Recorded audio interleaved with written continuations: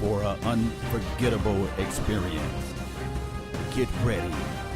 5, 4, 3, 2, 1. Let's get hype.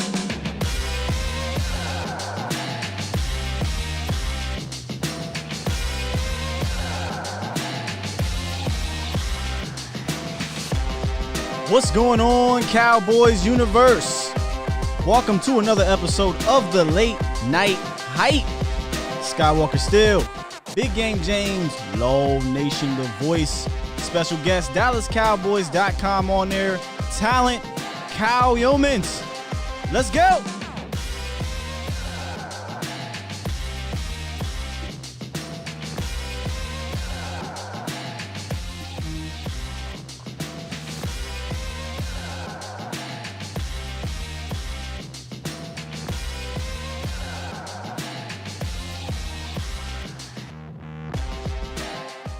What's going on? Now listen, did I butcher your last name? No, you got it right. That was perfect. That was awesome. Oh, you like that intro? Yeah, all the way through. You talk about late night hype. Goodness gracious. Man, we like to bring energy here, brother. Energy. It's 8 o'clock. I mean, come on, guys. Hey, man, it's the hype. Hey, you got the Red Bull. It's the hype. Let's go. It's 9 o'clock over here, and we used to go later. Yeah. We there you go. 1:30. We like, come on, man. Let's go. But ladies and gentlemen, let's welcome Youmans to the show. Give him a round of applause. Thank you for joining us, man. I know you've had a busy day watching practice and doing your own shows for DallasCowboys.com, right? Today was actually an off day, really, for practices. So Wednesdays and Saturdays are the 2 days that they take off, and so today was a little bit more of a chill day. I actually didn't even go to the Star today, but I've been at the Star every day for the past week and a half. So, actually today was a little bit lighter. It was nice. So that means I've got all the energy in the world to get hype with you guys. That's right. It's part about it. Hey, man, I've been enjoying those practice updates, so keep them coming, man.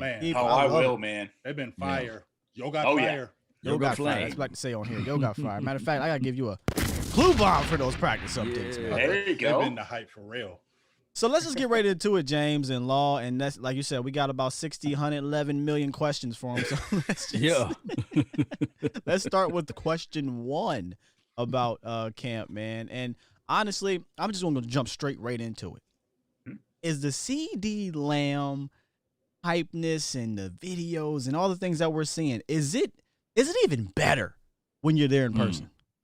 Yes. And it's not even close. That's the thing that's incredible about CeeDee Lamb. I was extremely high on CeeDee Lamb in the draft. I really was. He was my top receiver. He was the number 6 player on my board overall. Doesn't matter the position. He was number 6. The fact that he fell to 17, when we actually announced that on the website, I was shaking. It was crazy. My hands, my palms were sweating because how excited I was that he was coming to Dallas. I was that pumped about it. But there was always that question in the back of my mind of, he makes these guys in college in the Big 12 look like they're running in slow motion in the secondary. That's what it looks like. He makes them look slow. And it's crazy, but you're also like, can that actually translate to the NFL? Can he do the same thing to these NFL caliber players? He absolutely can, and he has. He's running. It doesn't matter where he's at. He could be 5 yards from the line of scrimmage. He could be behind the line of scrimmage. He could be 25 yards down the line of scrimmage. It doesn't matter. The guy makes plays, and he makes everyone around him look like they're moving in molasses, and it's honestly one of the more incredible things to watch. And I'm excited for Cowboys fans just to be able to watch this guy work. Like, that's the thing with me is, I wish we could show you every play. I wish you could show you the way he blocks, the way he's physical, the body control that he uses, which is what we try and do on Training Camp Live. But we've got a significant amount of time, or not that significant amount of time, to show that. But man, it is a blast to watch, and Cowboys fans are in for a treat. I can't wait. What is his release off the line is? You know, can you tell me that? It's quick. And that's the thing is, it doesn't matter if he's going up against a man corner or if he's in zone. He's able to kind of, I don't want to say Amari Cooper, because Amari Cooper's he's one of the best route runners in all of football. And the way that he's able to break off the line of scrimmage, and it's so quick. There's so much of that footwork back and forth. He's got that head move. It's so strong. CeeDee Lamb's not far off from that. He looks like a veteran running routes. He doesn't look like a rookie. Sometimes the rookie, it's just that straight release. It's nothing really special. He doesn't mix anything in. With CeeDee Lamb, it's a little different every time. He mixes in a little stutter step. He has the kind of the speed off the release that lulls a corner to sleep. And then he picks it up and he takes it to the next gear. And that's where the separation comes from. It's really, honestly, something fun to watch, just based off of the fact that you're looking at this guy and you're saying, this doesn't look like a rookie receiver at any point in his game. It doesn't look like a rookie receiver, and he's done a fantastic job in practice so far. Let me give you one of the nicknames that one of our guys, his name is the Lunatic. Okay, I love this nickname. He calls him Dangerous Lamb. I love it. I love it. Absolutely love it, man. That's a hard name. I'm saying CD for TD. Yeah, it's gonna be so fun doing those. That was one of the Twitter conversations I saw this week. It was like, what's the call gonna be? What is it gonna be whenever CD scores a touchdown? And I was just like, keep it simple. It's just a TD for CD, baby. Like, that's all it is. I mean, every single time. You guys already know what it's going to be. Walk the dog. Hey, we've got Kyle Youmans of DallasCowboys.com on the late night hype today.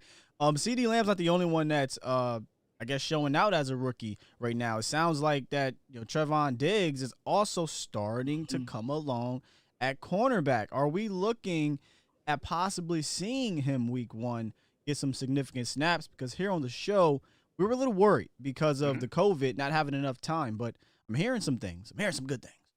Yeah, and I think there's always going to be a little bit of that step behind for the rookies this year, with maybe the exception being CeeDee Lamb because of COVID-19. You guys are right on point with that, because they have been a step behind. Even Trevon Diggs from time to time seemingly isn't where you want him to be as your starting corner. I mean, that's maybe not the expectation for him week one, because you have Anthony Brown, you have Chido Awuzie, you have Jordan Lewis, who could be your starting corners. But we've seen Lewis kind of banged up throughout training camp. He should be back within the next week. So hopefully that's not too bad on September 13th. Same thing with Chido. He got banged up on a play where he picked the ball off a couple practices ago as well. So he's banged up. You might have to see Trevon Diggs start in the secondary. So it's really it's refreshing to know that you've seen that growth.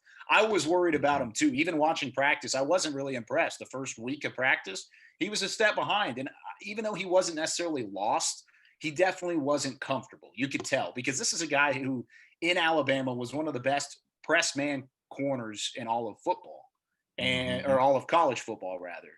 And he's asked to come in and play this zone, play this system with Mike Nolan. That's a little bit different than what he played for Nick Saban and company. Even though there are some similarities here and there, he wasn't comfortable moving over. But it's every snap every rep, he's walking over and he's talking to cornerbacks coach Al Harris, who he highly respects, even talked about how much he respected him at the combine. He even had a question asked about, hey, if there's a guy you respect who's out in the NFL, who is it? And it was Al Harris. And this is a guy who he has always looked up to. He continues to work after every rep with him. And you can see that growth over the last 2 days. He's really put it together. Yesterday was his best practice. After Monday was his best practice. So he's put together a couple good practices in a row. You're seeing it rep after rep, the athleticism, the length, his ability to stay with a wide receiver. And it's something that you're really encouraged by heading into the next couple of weeks of camp. That's good stuff.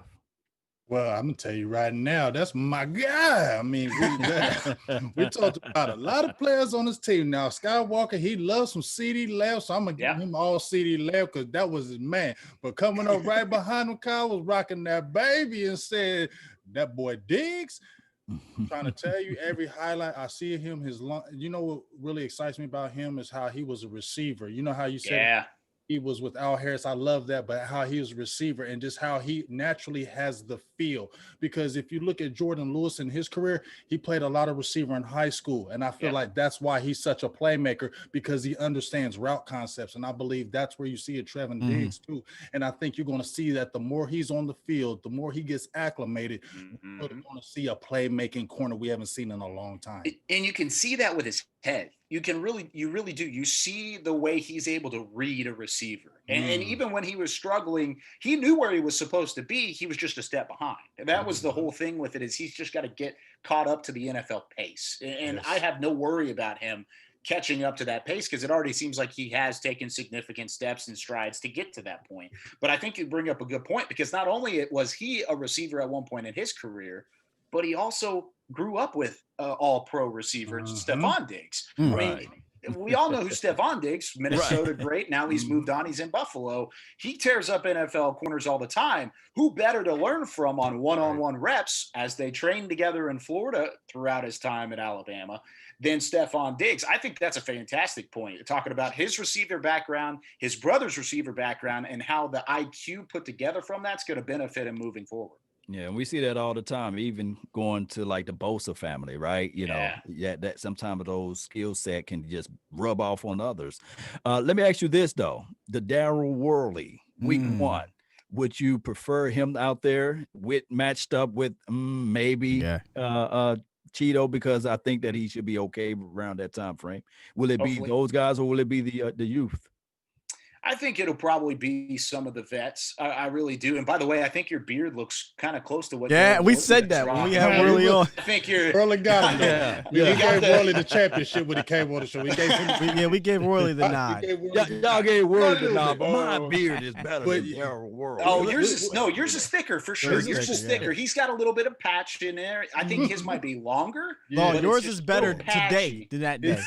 I think today better today. He needs some Law Nation cream on there, man. I'm gonna have to start packaging that and putting it there. You go. Yeah. And, also shout out to Shannon. Was it Shannon Groves? You know, his beard is amazing. Yeah. His beard is okay too, but mine's better than his. It's funny. That over to him. Shannon and I play a lot of Call of Duty together, and like especially through quarantine. It was funny. We would play a lot of Call of Duty, and his character on Call of Duty had a big beard. He found one of the only character that just had a huge beard, and it looked just like Shannon. It was hilarious. Yeah, exactly. But going back to Daryl Worley, I think this is a guy you brought in for flexibility. He's played safety. He played corner. He can play in the slot. He can play outside. So naturally, whenever Jordan Lewis was taken out because of injury a couple practices ago, Daryl Worley was the one that stepped in and filled that role. And I think that's something that is beneficial to him to get some live reps, because he wasn't a part of the first team. It was really the 4 guys that we had mentioned earlier with Lewis, Diggs, Cheeto, and Anthony Brown. Those were really the 4 guys that were right up at the top, at least on paper, going into the season. Worley was an afterthought. But now you started to see Worley emerge through these practices. He's had some PBUs, had a day where he had 2 interceptions, and had one where he almost intercepted it the day after that. So he's kind of emerged as a guy who, if one of those guys are out, or 1 or 2 of those guys are out, he's going to be able to step in admirably and play. And he's going up against the top guys. He's not going up against a Noah Brown or a Devin Smith. He's matching up with CeeDee Lamb. He's matching up with Michael Gallup and sometimes Amari Cooper. So you're seeing legitimate reps for Daryl Worley, and I think that's something that's going to benefit him, especially in a new system and as a veteran who could be flexible moving into 2020. So do you see him starting? I would probably say it depends. I still think he's on that second wave. He's going to see playing time. I don't have any doubt about the playing time. I think he absolutely will see that. It's just whether or not he'll be one of those guys that's run out as a starter, and I think it just depends on the health of the other guys. Hey, I got a question. Kind of go back. We'll get back to the players in a quick second, but no one seems to really be talking about Mike McCarthy. How is Mike McCarthy looking around the players? How's it feel? Does it feel different with McCarthy as the guy? What are maybe some of the differences from JG last year in camp? I mean, yeah, there's a lot of energy around Mike McCarthy, and I think he brought that already. There's excitement. It's something that's a little bit different after having kind of that stagnant feel for the past decade where you are frustrated. You know you're better than an 8-8 record, and that's what we saw in 2019. That was a team that disappointed. Absolutely. They didn't make the playoffs. Even if they would have made the playoffs, that's still a team you expected to make a run. They didn't do either one of those things. And so I think it was refreshing for some of these guys who have been around for a long time to hear a new voice, to see a guy who's been to the mountaintop and has won a Super Bowl championship. That's another factor that I think plays into it. There's that respect between the players and the coaching staff, especially an experienced one like it is right now. But specifically around the players, it's a quiet practice from an outside perspective, and that's the biggest change. There's no music blaring throughout practice. There's none of that music. Wow, Instead, it's a ton of energy from the players. There's a lot of screaming. There's a lot of not chanting. I wouldn't say chanting, but there's talking back and forth. There's constant energy. You can hear the coaches. You can hear the veterans. You can hear these guys encouraging each other back and forth, and it's fun. That's the thing about it, is it's going to be really fun to see these practices kind of unfold, because they're at the moment they're practicing in an empty stadium. Yeah. Where are they going to be playing their games in the first couple weeks of the year? I was going to bring that up. So if this is something that is a Mike McCarthy thing, we'll figure it out next year at training camp, because there will be no music at training camp in Oxnard. If there's music at training camp in Oxnard, we're going to know that this is an empty stadium thing, and this is getting these guys used to having the same energy, the same passion, the same mindset going into an empty stadium than they would with 45,000 fans, if even that is in the stadium this year. And I think that's something that you kind of have to think about. They've thought of everything as an experienced coaching staff. Whether that's the reasoning behind it or not, it's still fun to watch practice-wise. Man, you know what? When you said that, it's always a good thing to know, because the front five, as relates to offensive line, the biggest strength of an offensive line is communication. And by us having Joe Looney out there and whoever else, who's going to be that left guard, I don't know for sure.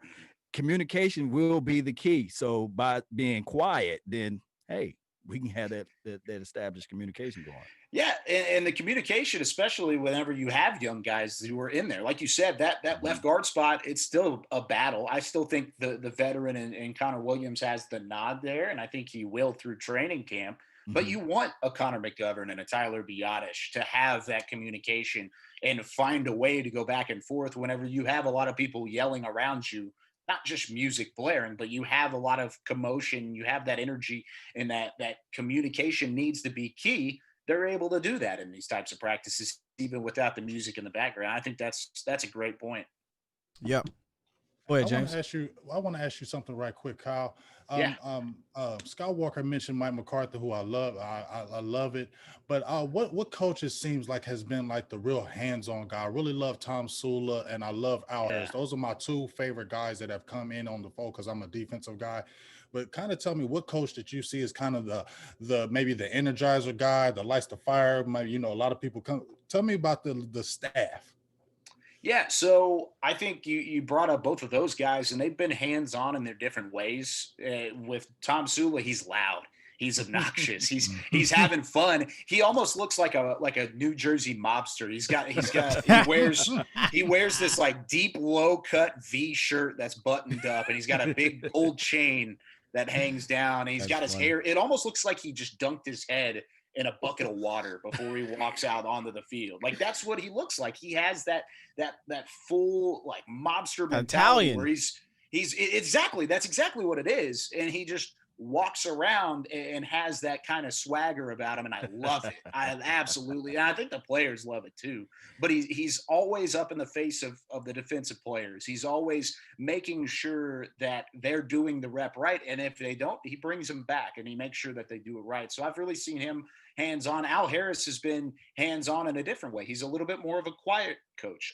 Let's coach you after the play type of coach. Come over, let's talk it through. Let's make sure and figure this out together sort of mode. So he hasn't really stuck off the page, but they're two different guys. And that's what's fun about this staff is that they're all different personalities. And you can see that. Mike Nolan, when he's calling plays, he's all the way on the other side of the field. It's weird. He's got a walkie-talkie and he's all the way on the other side of the field calling in plays. So he's away from everybody. He's away from the commotion, and he's having the fun of calling the plays in isolation, which I think is something interesting. Whereas on the other side, Kellen Moore's right in the thick of things. He's standing right next to McCarthy. He's standing next to Skip Pete, who also is very, very vocal, and he makes sure that all of these running backs finish their runs.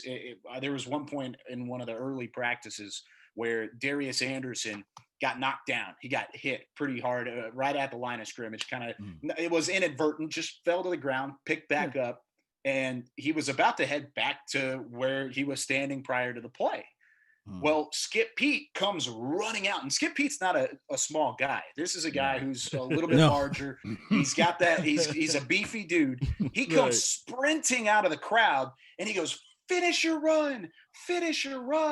And the strike of fear, I guess, went into the face of Darius Anderson, and he bolted. He was out so fast, and he was able to get down the field, and he finished all the way to the end zone, which was the funny part about it. Most guys will go until like the 20-yard line or so. Nah, he went all the way to the goal line and came back. And so he made sure to make right on that. So all these guys' personalities work together in cohesiveness. Well, let me talk about this mob boss that you was talking about, Tom. Yeah, Tom Sula. You heard the news. I guess you was out there. So did he really want to fight Crawford, or Crawford really wanted to fight him? I don't know. That down? I don't even know, man.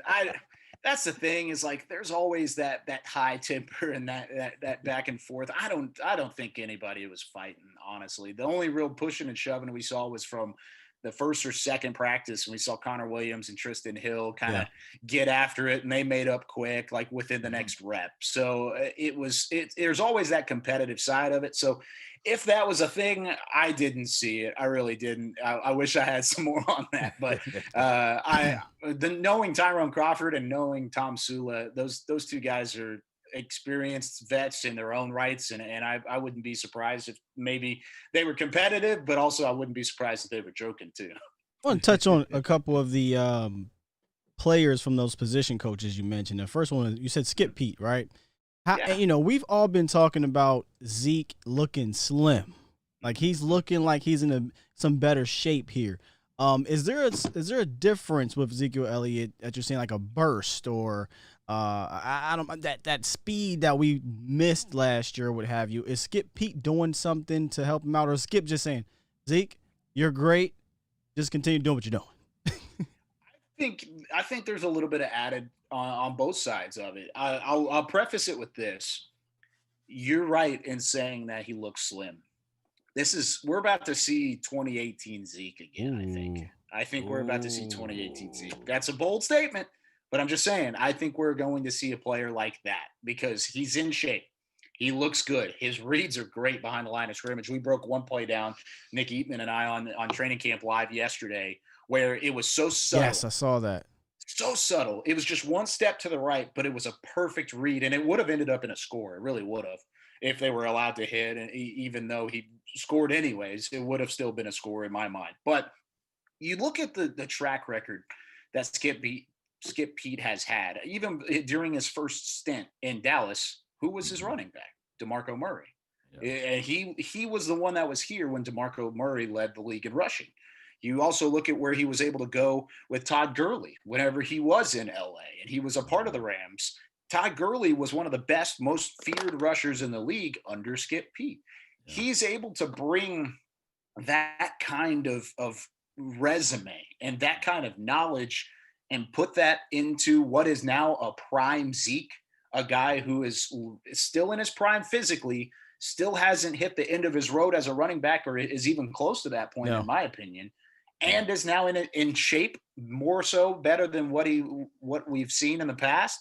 I think it could be a big year for Zeke and Tony Pollard. With that being said, I think Tony Pollard's benefiting from it. My boy, from Skip Pete. Yeah, he's great. And I think both of those guys are going to be utilized in the passing game more, which is something that we saw with Kellen Moore a little bit in 2019, but we really didn't see it to the full extent. And I think that's something that we're going to see a lot more in 2020. And it's also because they're both in shape and they're both very, very talented backs with good coaching.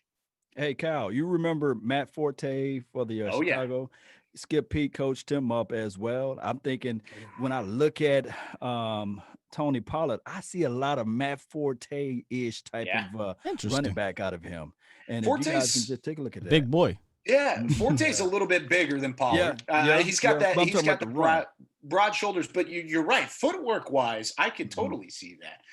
And you think about Pollard as a guy out of Memphis. I mean, out of Memphis, he was a guy who was a wide receiver and a running back. He was legitimately a hybrid player in the draft. People marked him as, we want him as a wide receiver or we want him as a running back. True. That's something that I think Matt Forte, he was 70-30 a running back, but he still had the ability to be a good wide receiver and catch a ball out of the backfield, get the ball in your playmaker's hands and let him work. I think that's going to be the mindset with Tony Pollard.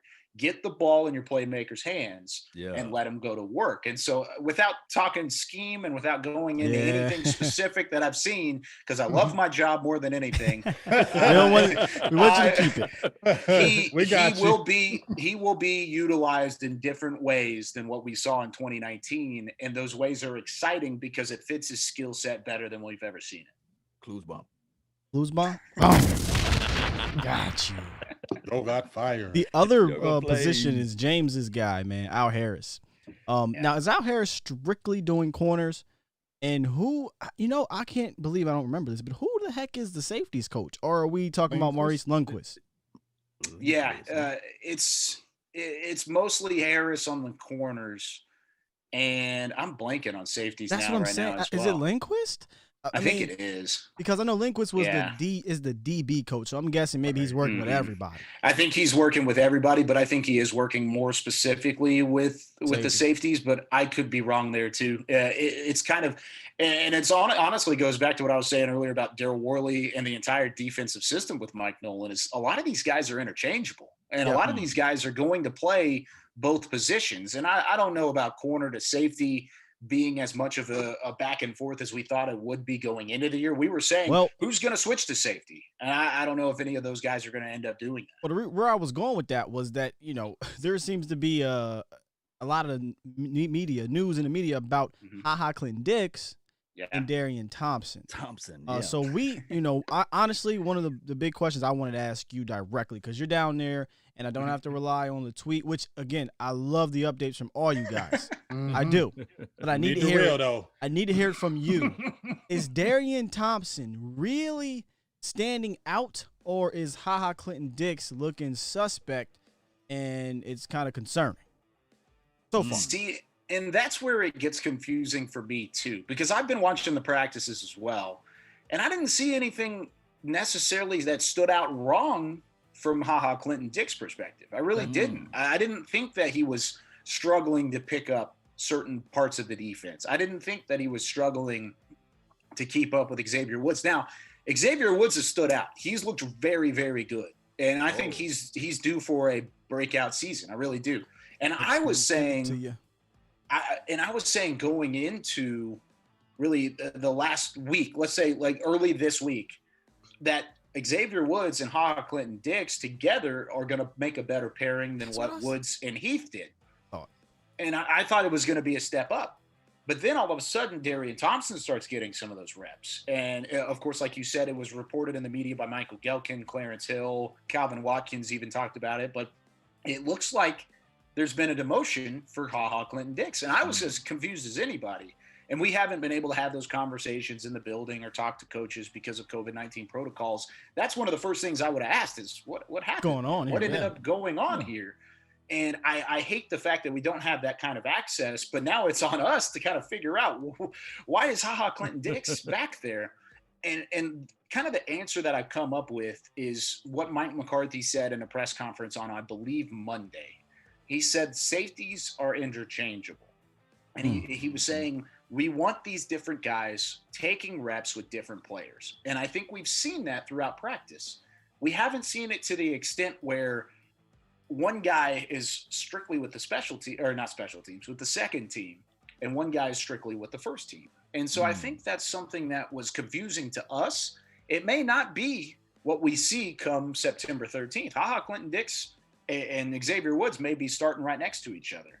But at least at the moment, from what it looks like, there might have been a demotion there. Maybe Darian Thompson has kind of shown out to the point where he's impressed coaches enough to take that spot and to be that guy. He was one of the guys who got the majority of the starting reps last year next to Xavier Woods when Jeff Heath went out. It's just whether or not what the coaching staff is preferring and what they're going to do moving forward. So can you explain to everybody what happened to Donovan Wilson? What's going on with him as well? Yeah, I honestly want to say that it's more just the fact that you have more depth at the spot. You have guys that are back there like Clinton Dix, and then in the secondary in general, you've got an added guy like Trevon Diggs, Reggie Robinson, all these different guys secondary-wise, where Wilson's a great athlete, but they may be just picking up the defense better. And I think that may be where he's at. Maybe he's just a little bit slower, a little bit more behind in terms of what Wilson's been able to pick up from Mike Nolan. I haven't seen anything where he's just getting roasted out in the secondary or anything. Everybody's been toasted out in the secondary. Yeah, that's right. Receiving core. So it's kind of tough whenever you see a receiving core as good as the Cowboys have looked, because you're like, oh man, is this receiving core that good?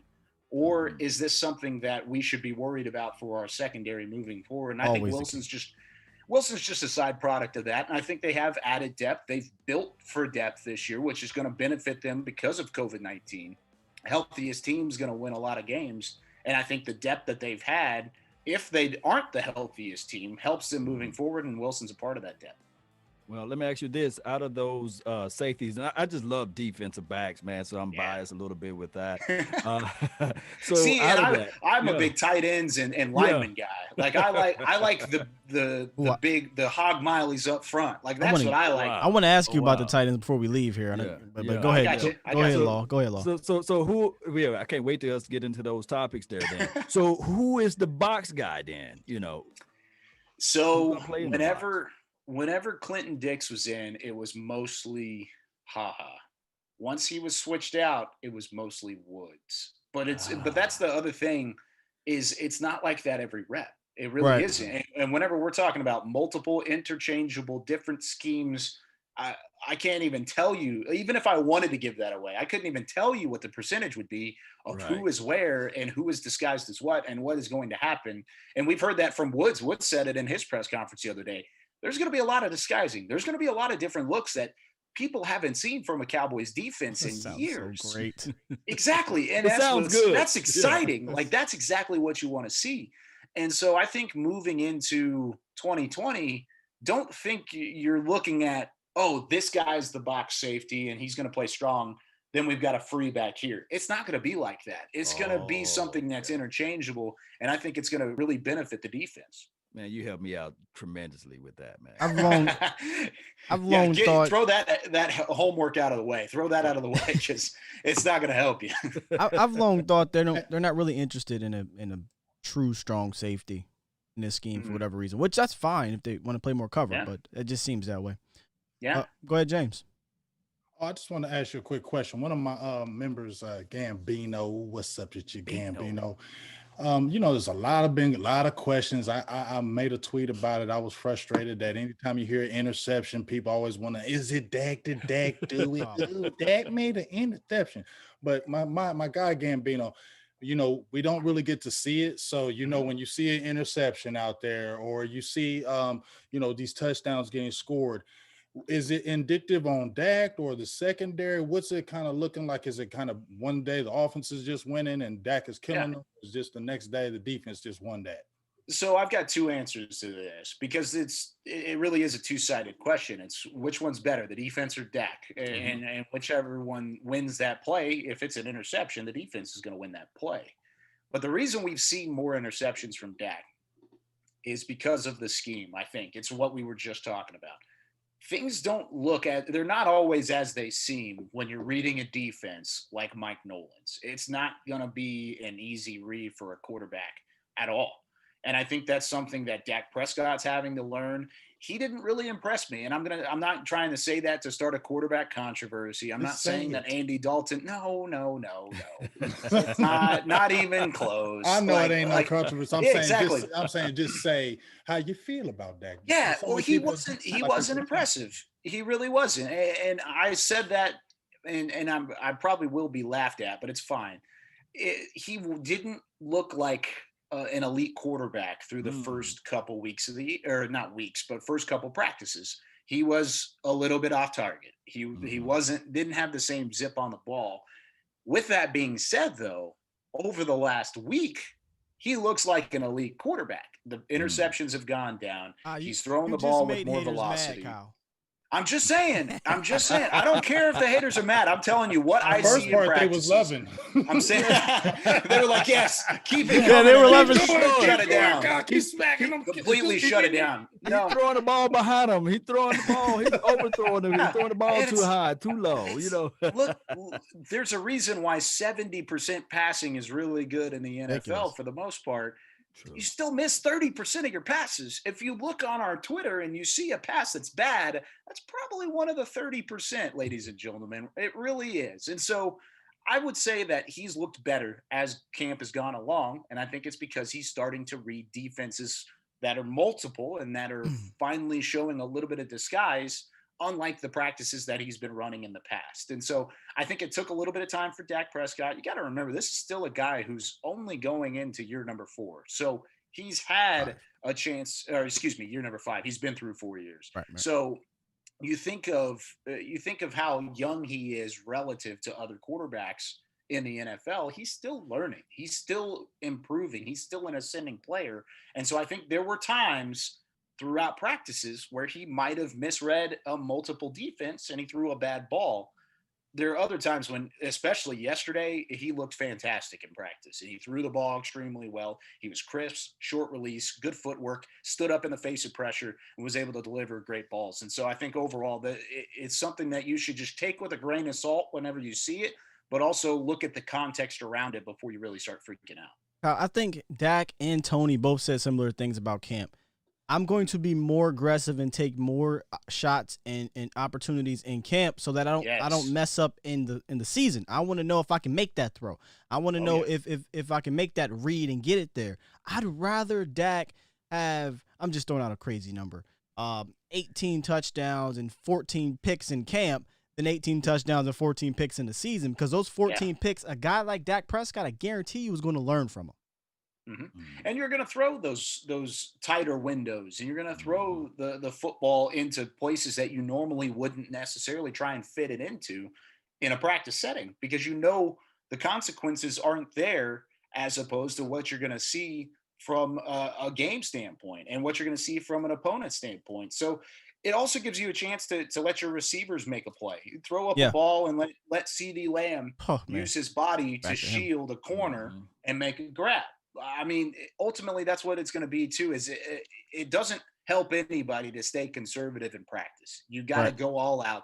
100% practice is better than 70% practice. You might throw a couple interceptions, but it's a learning experience heading into the year. Indeed, man. Indeed.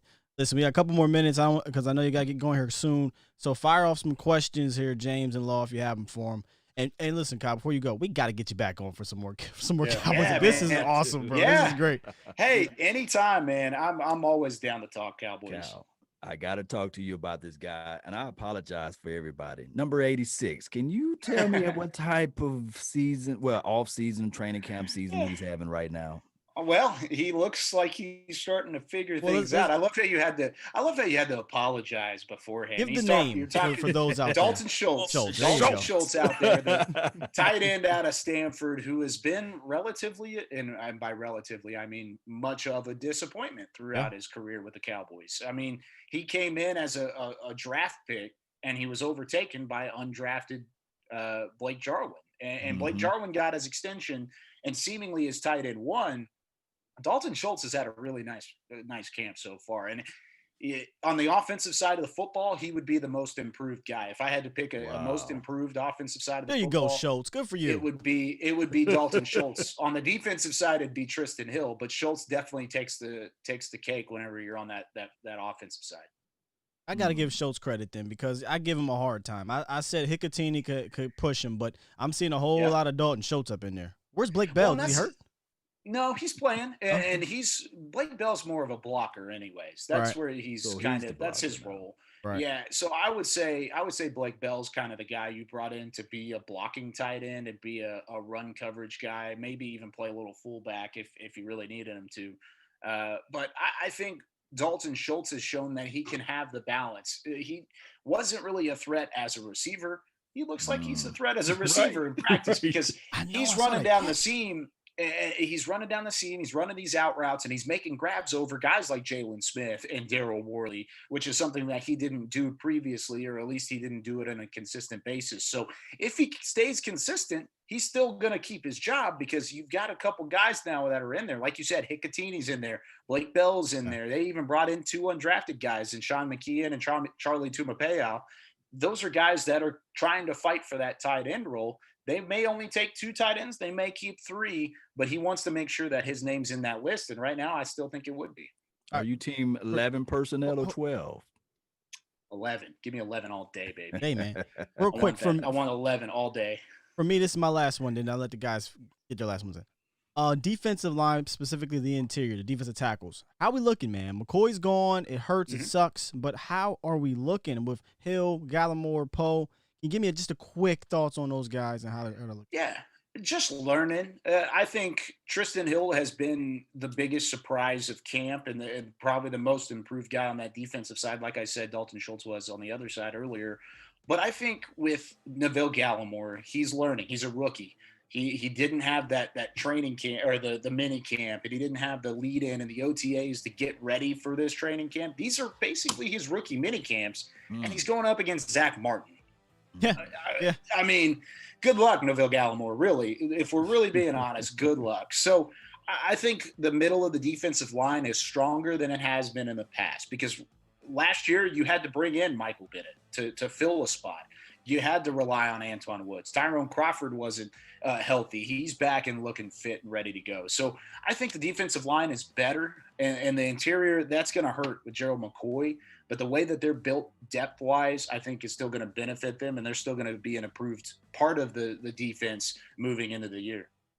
Awesome.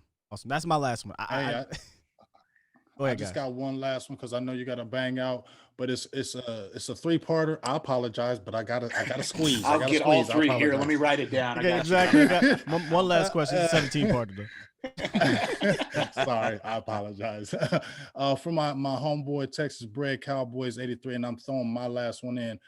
He basically asked about Amari and CeeDee. How would you feel about seeing CeeDee going to the outside and throwing Amari Cooper in the slot for a few plays? How would that feel? How would you feel about that? Also, the right tackle position, La'el Collins is out right now.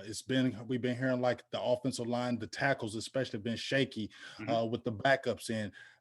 How do we feel about that right tackle? And one last thing, how do you feel about LVE?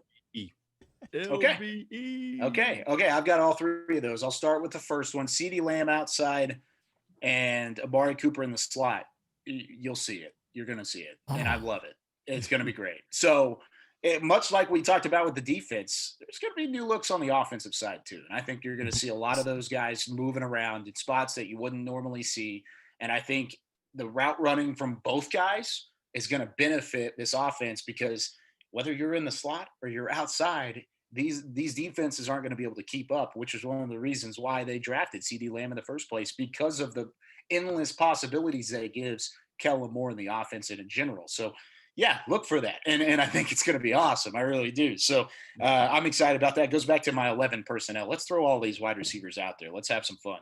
Now, going into the second question was – the Right third tackle. one was Leighton Vander Esch, right tackle. So right now, you're putting your third string right tackle up against DeMarcus Lawrence.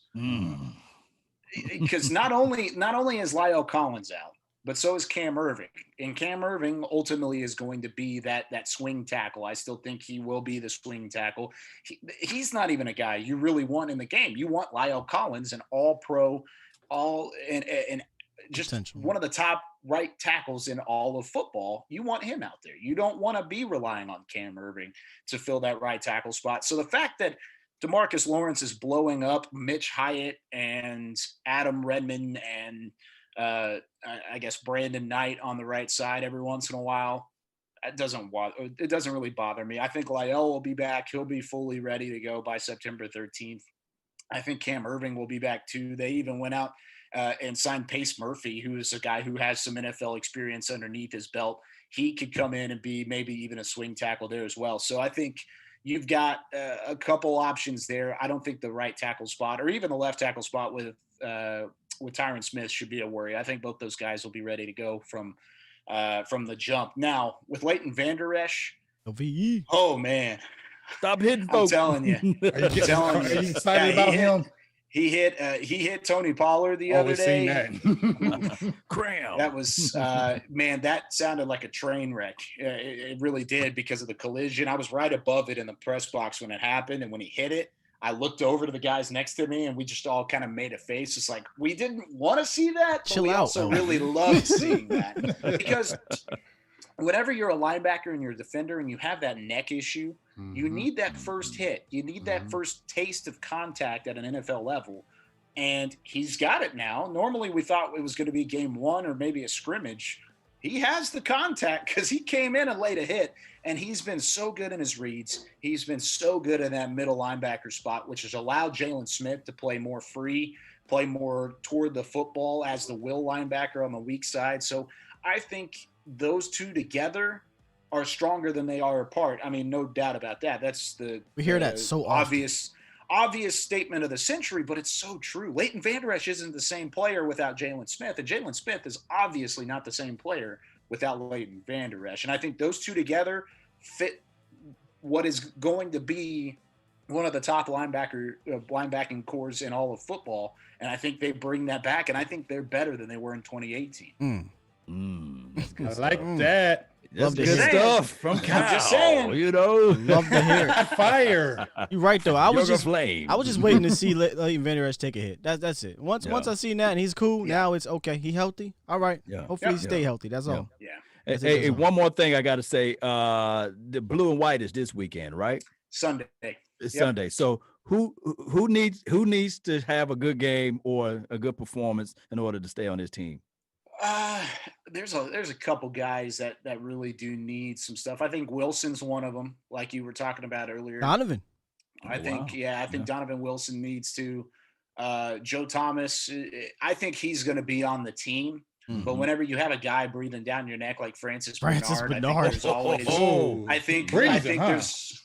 think there's always a little added pressure there. And so there's a couple guys like that. Maybe some of those undrafted free agent guys like a Justin Hamilton, Rondell Carter, Ladarius Hamilton that are on that defensive line.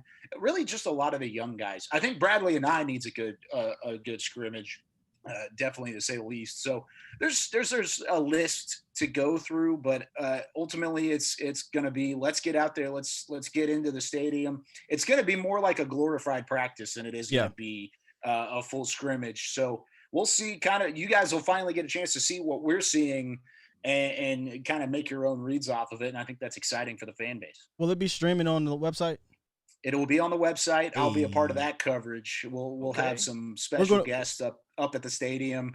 I'm excited because I get to go and be a part of the broadcast. That's what I was about to say. You get to do your play-by-play. Are you doing play-by-play? Yeah. So no, Bill Jones will be play-by-play. So Bill's got play-by-play. I'll have host duties on the concourse, the big like desk that they got up there, the big TV set and stuff. We'll be over there with some of the DallasCowboys.com crew, and so that'll be a ton of fun. I'm really looking forward to it. It's going to be a good broadcast and tons of great information from beginning to end. Hey, our guys are going to try to emulate you, Kyle, because we're going to be doing a play-by-play here, guys. If you didn't know, Sunday we're going to be live streaming the practice. Obviously, not showing it on YouTube, but just giving you a watch party and doing our own play-by-play. So hopefully, we can live up to Kyle's play-by-play. I'm sure you guys are going to be fantastic. That voice, man. Bill Jones got that voice too, though. Yeah, Bill Jones is incredible. Bill got a great voice. We might be a little more, free over here. Yeah, we might be a little more. Get him. Get him.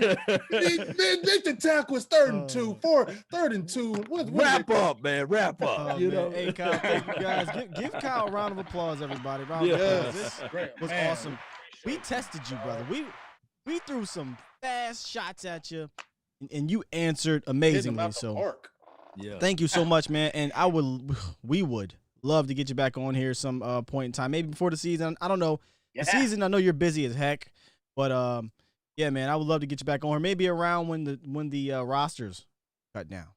Sounds good to me, guys. Ask me anytime. I'm always ready to talk some Cowboys with you guys. Get hype late night. Yes, sir. Get hype. Yeah. And just in case somebody's living under a rock, where can they find you at, man? So on Twitter, I'm at Kyle_Youmans, YOUMANS. I'm on there all the time. You can catch me on DallasCowboys.com. I host Talking Cowboys. In the offseason, I host the draft show, and then I'm all over. I post articles there every couple days. I host the training camp live show, maybe some pregame and postgame stuff coming up here this season. So plenty of stuff for DallasCowboys.com. It's going to be a fun year and lots of high expectations for the Cowboys, and we're excited to see it through. Indeed, man. Indeed. Appreciate you, Kyle. I will definitely be getting in contact with you after the show, maybe tomorrow because it'll be late over here. But I'm up all night anyways, y'all. Okay. Well, we the late night hype, so we up. Hey, there you go. There you go. Thanks, guys. Thanks, brother. Appreciate you, man. Have a good night. Appreciate you, man. Salute. Hey, man. Woo, that was awesome, brother. That was awesome. Let me get everything configured because guess what? We opening up them lines tonight. I promised y'all. Now I got to fix a little bit because Law had to, he had a little hiccup in the middle of that thing that switched everything. Right now, Law. Illuminati, man. You know how it goes. Right now, Law is silver and blue over here, so I got to fix this. I'm telling you, man, the silver and blue is just calling my name. Yeah, but last time James was Law Nation, he wasn't holding it down for the Lakers. You know what I'm saying? He wasn't holding it down for the Lakers. And see what happened was I bit him in the ass. So, but see, ever since he switched, we've been on a winning. We've been on a winning spree, man. Quiet. See, I'm quiet. All right, Smokey. All right. As soon as we lose, we talking again. Yeah. Oh man, what's going on, chat? The chat was nice. I love the chat tonight, man. Let's get it popping again, chat. 701-802-5083. Access code 5339757. I'm about to get this thing up. I think we're about to be straight. Or you want me to make the switch too, me and James? No, we're good. We're good. I fixed it. Okay. Straight, man. We back up in this thing. I'm talking about I want Mason Glory up. Ooh. I got thought about do you want us to jump over to that line? Yes, jump into the line. Okay, all right. Jump into the line for your mind. The flash. The chat is still popping in here, man. How'd y'all feel about Kyle Youmans, guys? I was telling these guys off air, and I think I was telling you guys on my show the other day, like, listen, Kyle Youmans is at practice. He's seeing things we can't see, and the tweets are only so much. This type of content, this type of information we're getting from Kyle is vital to diehard Cowboy fans because we're not allowed to see the video. We're not allowed to get the real details of personnel and what have you. But if you paid attention, if you read between the lines, you got something for your mind. So That was awesome. Just like you said, he's our eyes right now. Mm-hmm. You know, we don't have camp. COVID took a lot of that. We don't have it. So we anything that we get, we feeding it. Y'all in there? Yeah. Are you guys in the thing? Because we're about to get some echoes.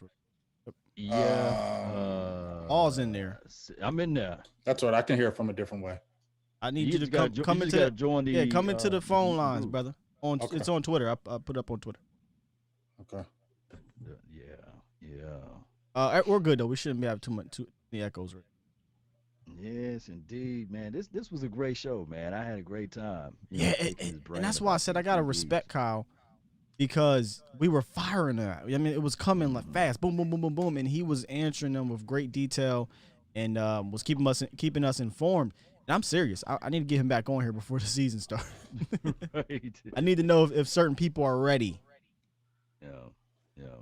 And yeah, man, I see a lot of our mods and a lot of our reoccurring subscribers in here saying hit the likes. Definitely smash the likes if you're enjoying this show tonight.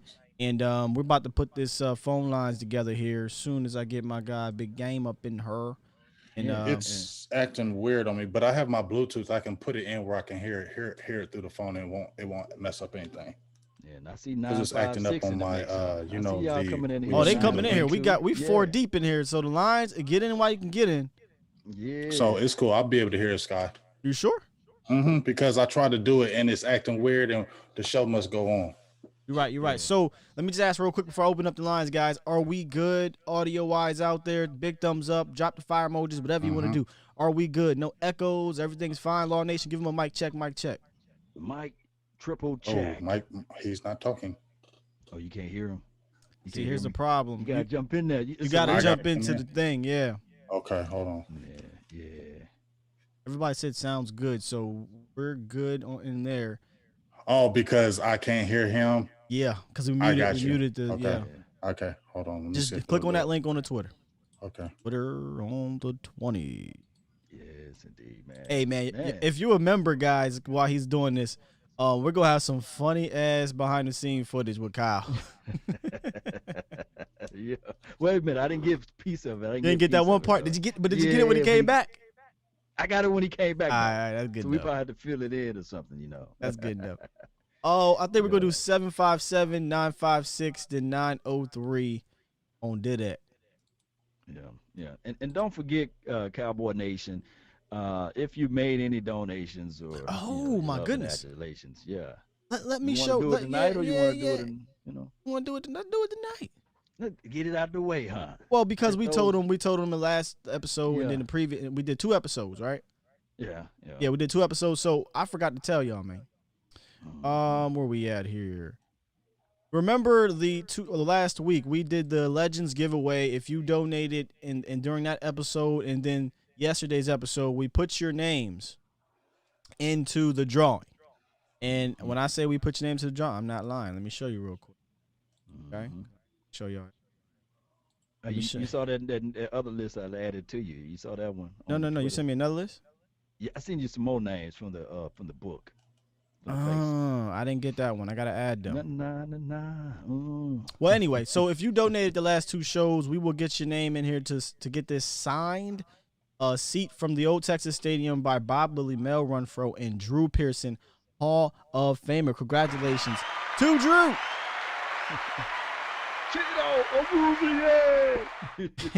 Oh yeah, that was funny. Hey, Scott, do I do a call, the phone or the video? Just the phone. All right. And do I go mic, speakers, or phone? Just the phone, right?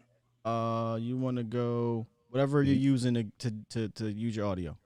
And my mic, mute my Zoom. Mute your Zoom. Yep.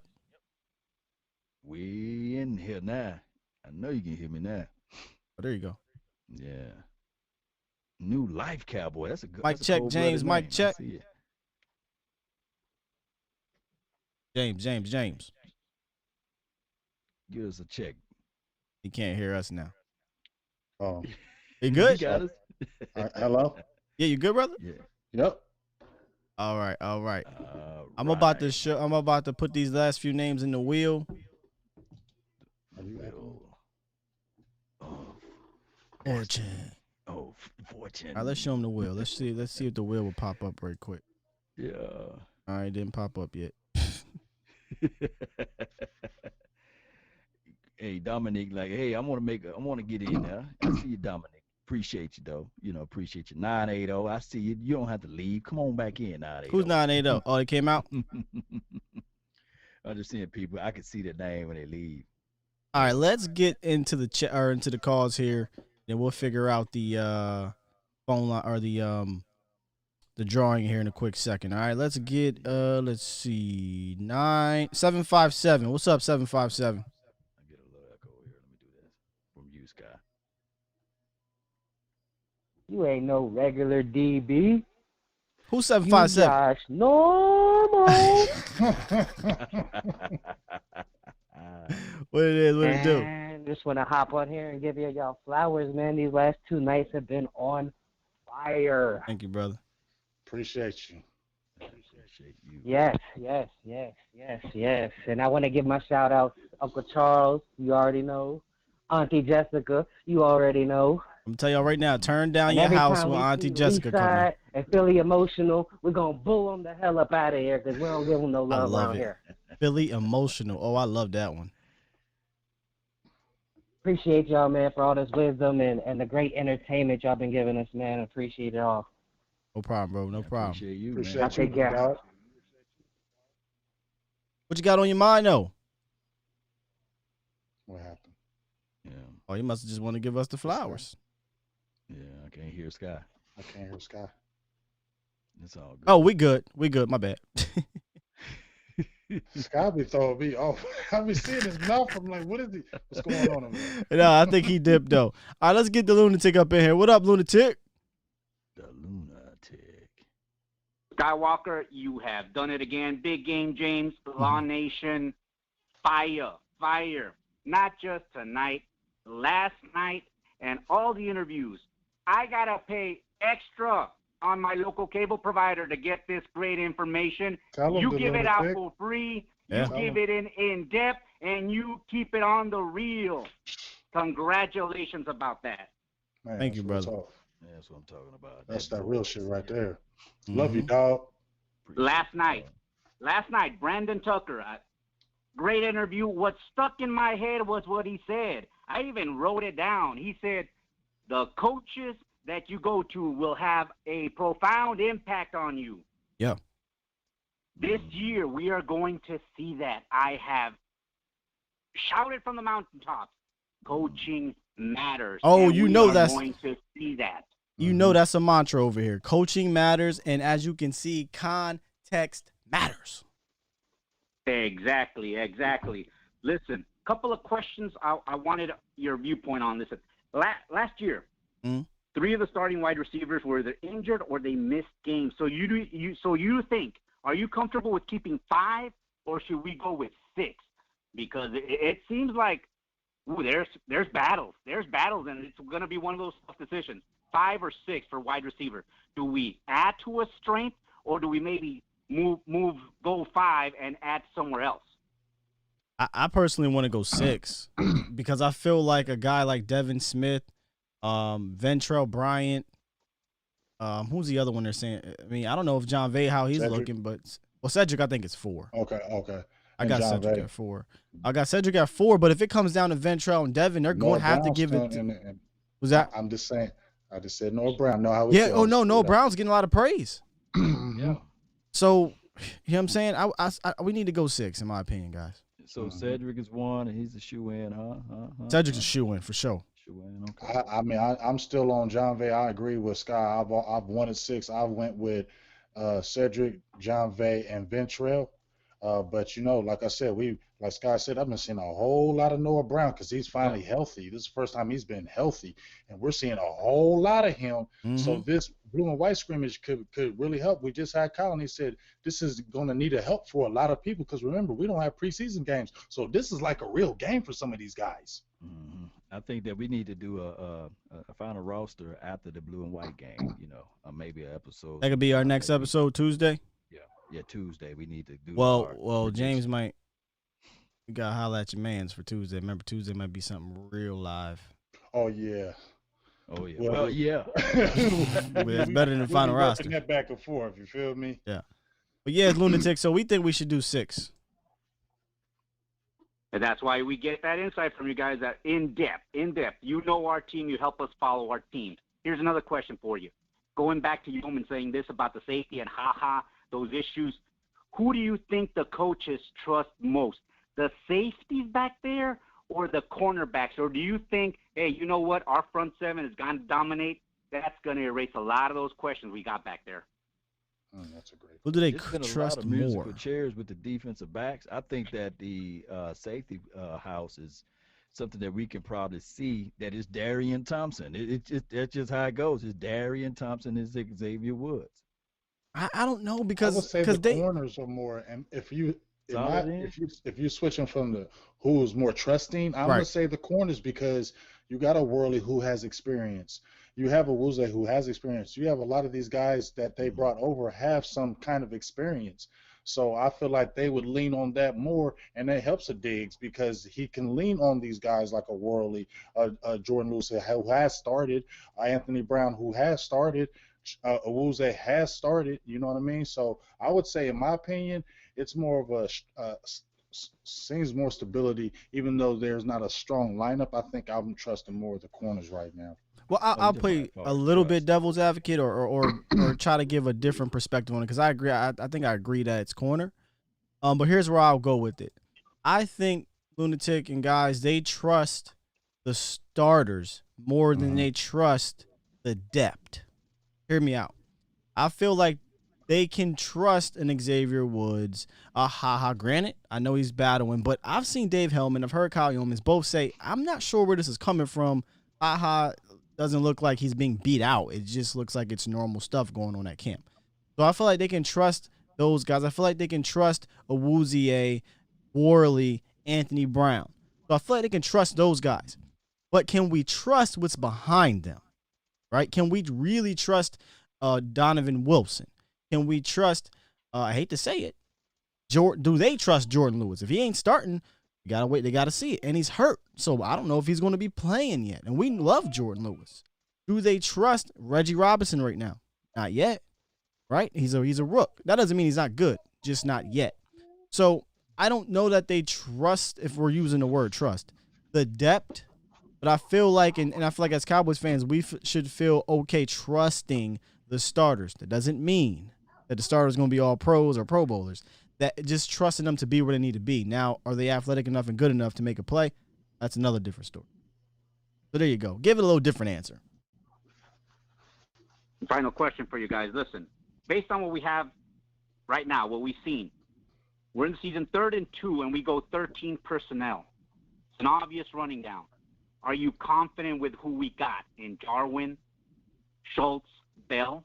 Or do we go to our strength and go 11 personnel? Because, again, I'm saying this is now Dak's team. This is Dak's team. Zeke is coming around for the ride, but this is Dak's team. What do you guys think? Go ahead, guys. I mean, the team will always be the quarterback's team, and yes, this is Dak Prescott team, and I think that if Dak Prescott come off as a hot starting situation, and being the person that he's been all of these years, and just starting off on fire, I think that we would really see that now. He's empowered, and we're going to see a better Dak Prescott play, collectively speaking. I think they'll just, they're going to give Dak more options down there. I don't have the greatest confidence in the blocking of our tight ends. No, I don't. Dalton Schultz is okay. Blake Bell, that's what he does. We know what Blake Jarwin is. He's a pass catching tight end. He probably needs to still work on that. We need to see it, but obviously we haven't got to see any practice, so I don't know who's looking great at blocking. You know what I mean? I'm just going by what is heard. So I feel like Dak, if we get inside, in those goal line areas and that red zone area, I think Dak is going to be able to give more freedom and is going to be able to do a lot more, especially with his legs. That's where I really want to see him working that magic when he gets inside there, more tight ends inside. I want to see Dak doing more things as far as that nature. Here's who I trust on anything in short: Ezekiel Elliott. He's been the best short yardage back in the league since he's come in. He almost always gets a 4th and 1. For the most part, gets 3rd and 1s. So I trust Ezekiel Elliott more than I trust the tight ends or what have you.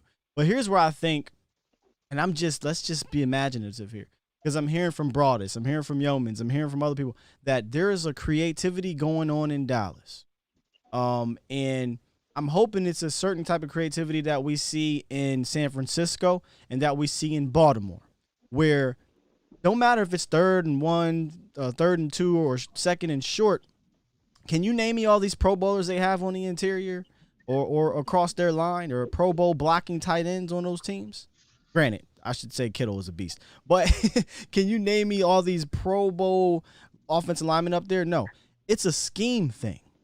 It's a creativity thing. Greg Roman in Baltimore? They beat you with leverage, with numbers, with misdirection over there in San Francisco with Kyle Shanahan. I'm hoping that we see something like that, as opposed to, what's that, JG? It's 3rd and 1. Oh, go bring out the 13 personnel, motion in Noah Brown, run up the middle. If you do that, now you're really relying solely on Ezekiel Elliott all the time, and sometimes you need to help him out. That's my answer there for you, lunatic. Excellent. I'll get off. I know there's plenty of callers want to get on it. This show is fire. Again, we've got the pieces. We've got the coaches. We've got you know what? We are in the beginning. We are in the beginning of our Super Bowl window. Let's do it. 2020 is going to be number 6, baby.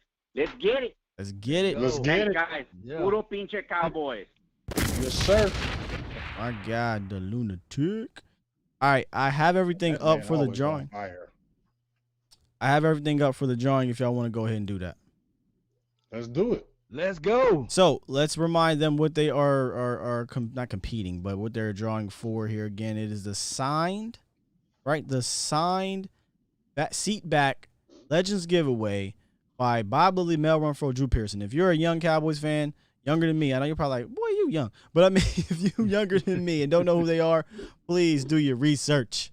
Please do your research. Legends. These guys are legends in Dallas. And for everyone that does know them, you know these guys are legends here. So with that said, I'm going to pull up the screen, and here's what we're doing, because I don't want people to be like, oh man, y'all cheating. No. We have the hype wheel, ladies and gentlemen. The hype wheel. And we will be using this hype wheel a lot more often here as we go. And it's not just going to be for drawings, but it'll be for topics and other fun things we're going to do on the show.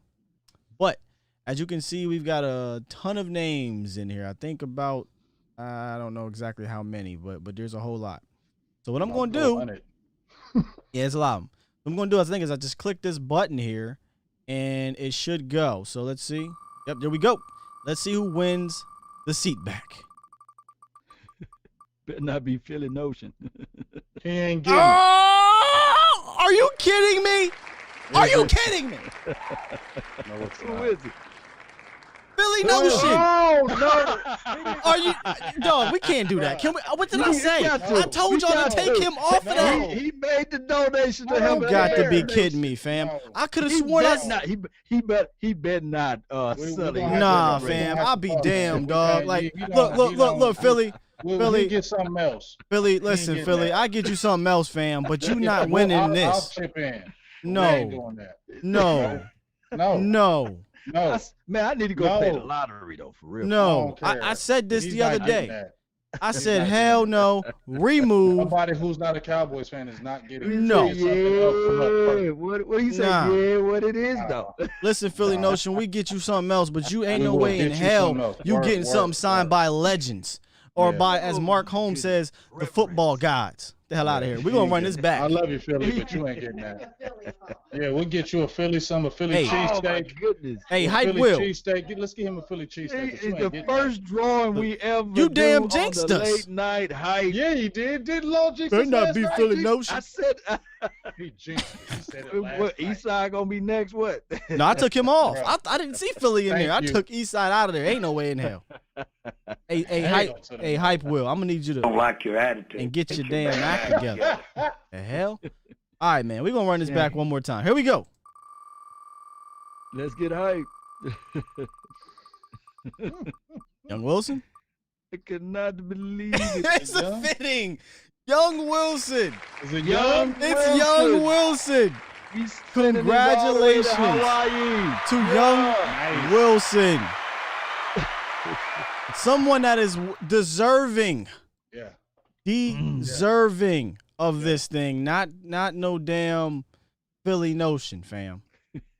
So let me write that down. Congratulations to Young Wilson. I don't know if he's watching right now, but I think we have Young Wilson on Twitter. So we need to reach out to Young Wilson.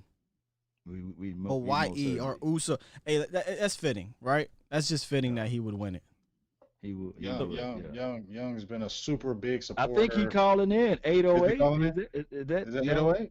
No, 808. 808 is 808 Hawaii. 808 Heartbreak? I could be wrong. I thought 808 is Hawaii. I thought area code. Listen, I don't know, but wow! Congratulations to Young Wilson.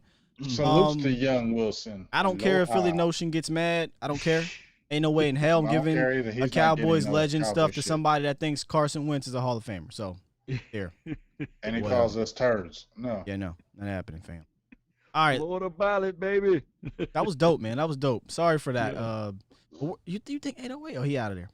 All right, let's get. I thought 808. It's 808. Can y'all help me out, man? I don't see an 808 in there anymore anyway.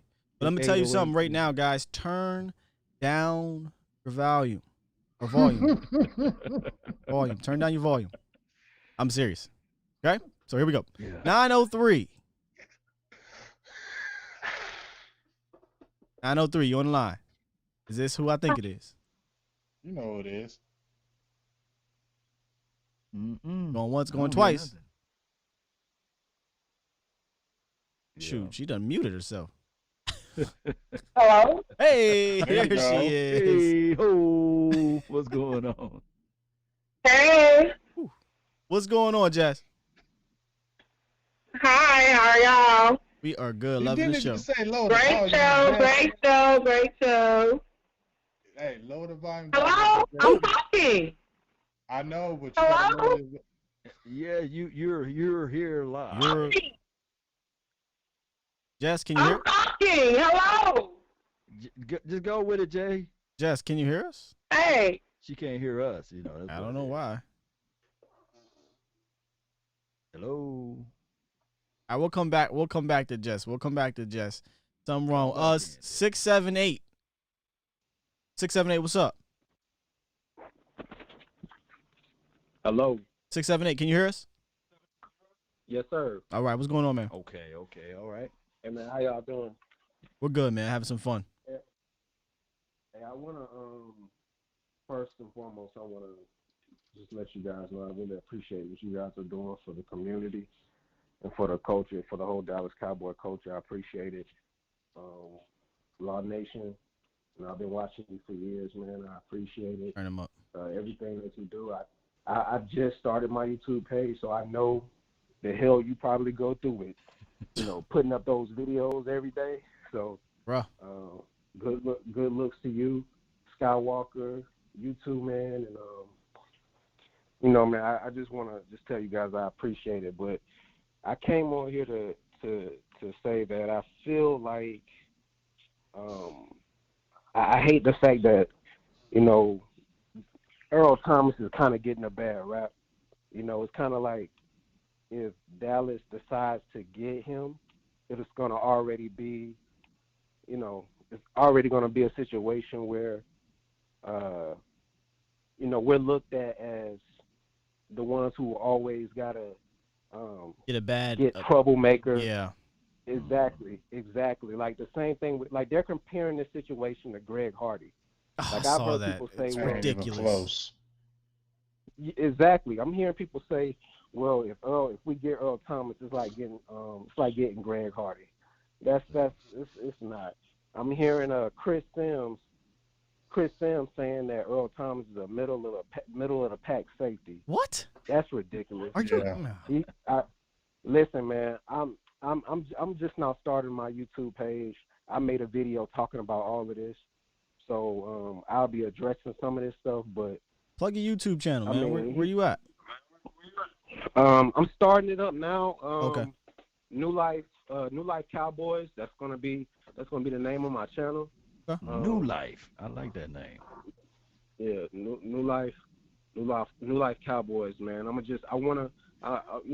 I said, I've been watching Law Nation for years, and just the way you handled that situation, I don't want to get too off topic, but just the way you guys, the way you handled that situation like a true professional, when RJ Ochoa was basically kind of like throwing you under the bus. Y'all ain't see the behind the scenes.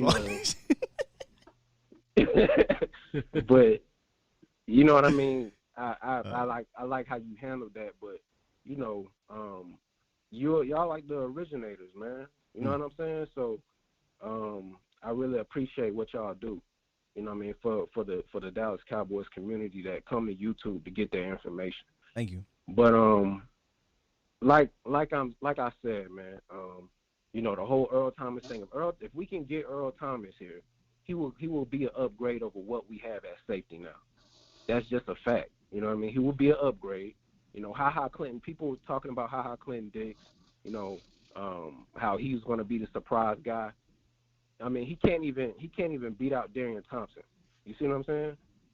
I still gotta see more on that, man, because I'm getting conflicting reports. I got the Gelkin guy saying that Darian Thompson is getting some first team reps. Then I'm hearing Dave Hellman and Kyle Youmans say this is overblown. I don't know, man. I don't know what to think. We'll find out week 1. Yeah.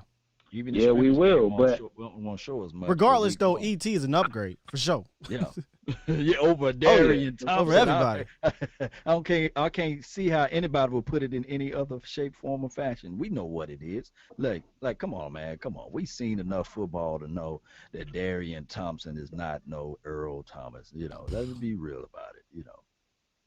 Or even Ha, or even we can't expect Ha Clinton Diggs to make the same impact that Earl Thomas would. Like we can't expect that. You know what I mean? And I just feel like, we can't give up on young players also. We got Reggie Robinson getting at safety. We got Donovan Wilson, somebody who I think is, with the right coaching, I feel like he could really do some good things at safety. Got to see first. Yeah, of course, we got to see it. Obviously, with not having any preseason games, that hurts. That hurts us in a way where we can't really get a good look at what we have on our roster, as far as the young guys are concerned. But people are bringing up Daryl Worley. Every time I see Daryl Worley, CeeDee Lamb is cooking him on film. CeeDee Lamb's cooking everybody, dog. You can't look at it that way. Like I said, right. Read into more of the notes. Daryl Worley's having a good camp, actually. Well, I'm saying, as far as what CeeDee Lamb is doing to him, you know what I mean? He's having a hard time covering him. The whole secondary is having a hard time covering CeeDee Lamb, and don't get used to it. You heard what Kyle said. My bad, Sky. Oh, cool. Kyle said it. He said he's everything. He said, I thought when you saw what he did to some people in college, you wanted to see if he could do it to the pros, and he said he is doing it. Everybody is. My only thing is, and I understand what the caller is saying, but my only thing is, week 1 we got Cooper Kupp, week 2 we got Julio and Ridley. And then week 3, we got DK Metcalf. So we're going to have our hands full. So it's going to be one of those situations where we will not know until week 1 of what Worley really is going to do out there. Here's what I think we need to do when it comes to these practice clips, because all you're seeing and we are seeing is 2 or 3 clips. And just like Broadus and people like to say about offensive linemen, you don't grade an offensive lineman on the 2 plays. You grade him on the 63 others. And we don't get a chance to see. We don't get a chance to see the 63 other plays that Daryl Worley and Anthony Brown and Cheeto are doing. We only see the highlight Cheeto catch or the highlight CeeDee Lamb catch over Daryl Worley or getting burnt by. But if you got to kind of find on Twitter or what have you, all the guys covering the Cowboys that are there watching, and there's notes that will tell you Worley with the breakup, Worley with the pick 6. Worley's looking good. There's one that I'm actually going to have a Daryl Worley video dropping probably after the show that shows that Daryl Worley is playing so well at camp that I think it's Michael Gelkin. He said that he doesn't know where he's going to play, but he's going to play. So we kind of got to just dig a little deeper. It's hard though, right, bro? Because all we got is those damn clips. That's all we got. Right. I mean, and with respect to that, I was only speaking on those clips that I and that's fair. That's all we got. That's all we got. Yeah, that's what I was speaking on. And you're right by quoting Brian Broaddus. That's somebody that I look up to as well. But I just feel like, it's question marks in secondary. I would like to see. Yeah, man. I mean, I just feel like we have to, if you look at what Kansas City did by bringing in Tyrann Mathieu. Oh man. You know what I mean? They did what they had to do to bolster up their secondary to take their team over the top. You see what I'm saying? Mm-hmm. And I feel like Dallas can do the exact same thing with Earl Thomas. Now, do we need him? Like, it's something that we need? No, I mean, I feel like we'll be fine with what we have. But as far as I think having we do. an upgrade over what we have now, I mean, I think safety is a need. I understand. Yeah, I mean, it is. It is. But you have people, you have people that feel like we don't need him because of the extra baggage that he may bring, and they feel like he might be a cancer in the locker room. You see what I'm saying? Yeah, but that's what I'm saying. People comparing this to a Greg Hardy situation, and it's not. I think it's disrespectful to even compare him to Greg Hardy, fam. Yeah. I mean, that's just and that's he wasn't beating up on no women and guns and all kind of stuff. That's even more the reason, James, to sign him. And on top of that, go ahead, James, because I was just going to say something real quick. Is just that I just feel like. Well, go ahead, Scott. I was going to say, appreciate the call, brother. We're going to we're going to get to the rest of this offline. All right, man. Great call. Good stuff. New Life. All right. Cowboy. Appreciate you, man. New Life Cowboy. Yeah. Like that call. Like that. Go ahead, man. Yeah.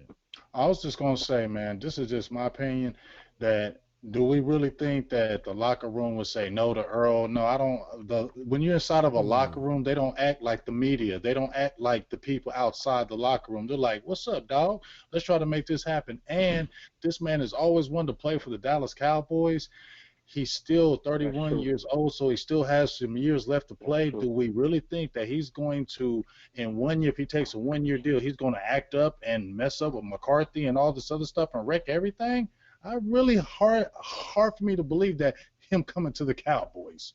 You know what else, James? And the whole situation with the Greg Hardy, how he was such a cancer in the locker room.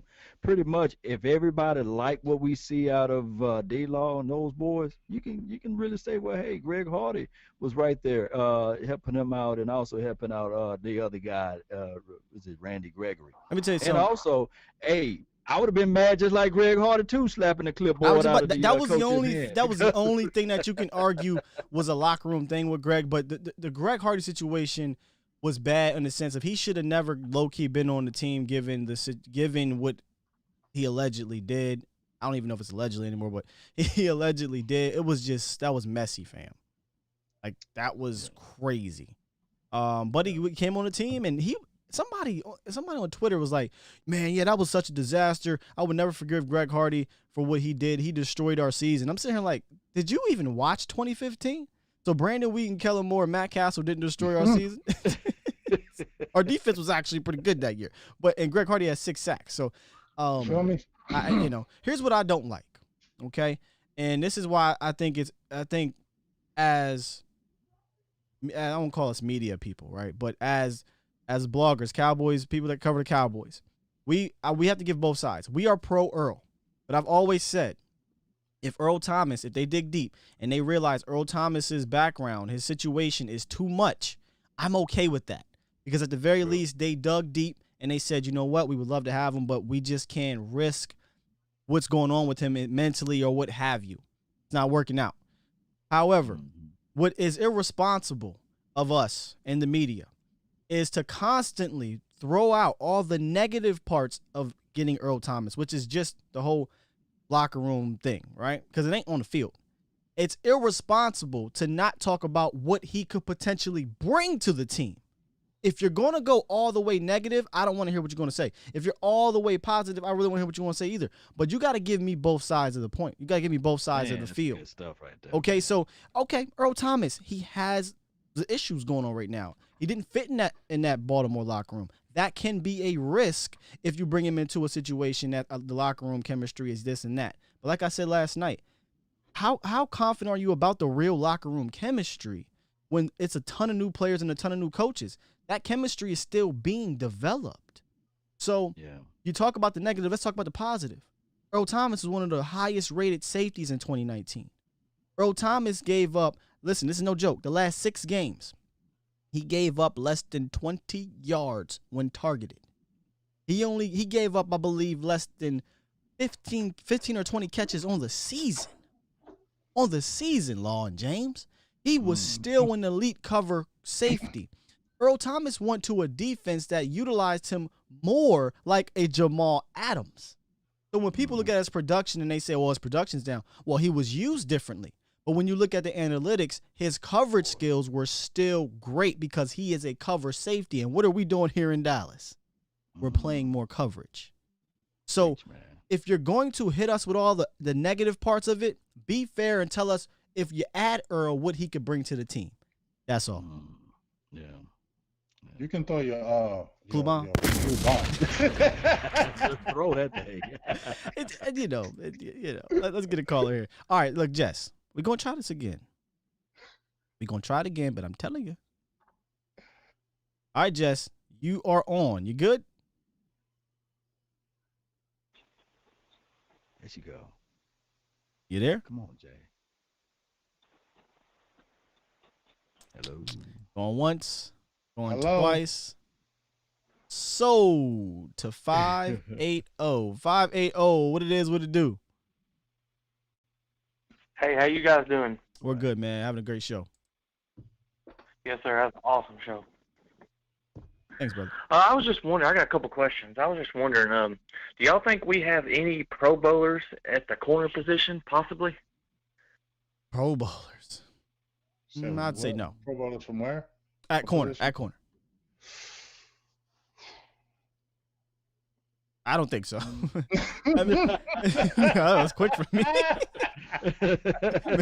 I mean, potential. So listen, potentially Diggs later on in his career, but I don't believe so right now is all. Is that fair to say, caller? Yeah, that's fair. I was just wondering. And y'all were talking about going out and getting Earl Thomas. Man, I tell you, if we was to sign this dude with the young guys we have at corner, this guy can erase any mistake our corners make. Man, he is. I can't believe they're saying he's washed up. He's still good. Goofy, man. Yeah.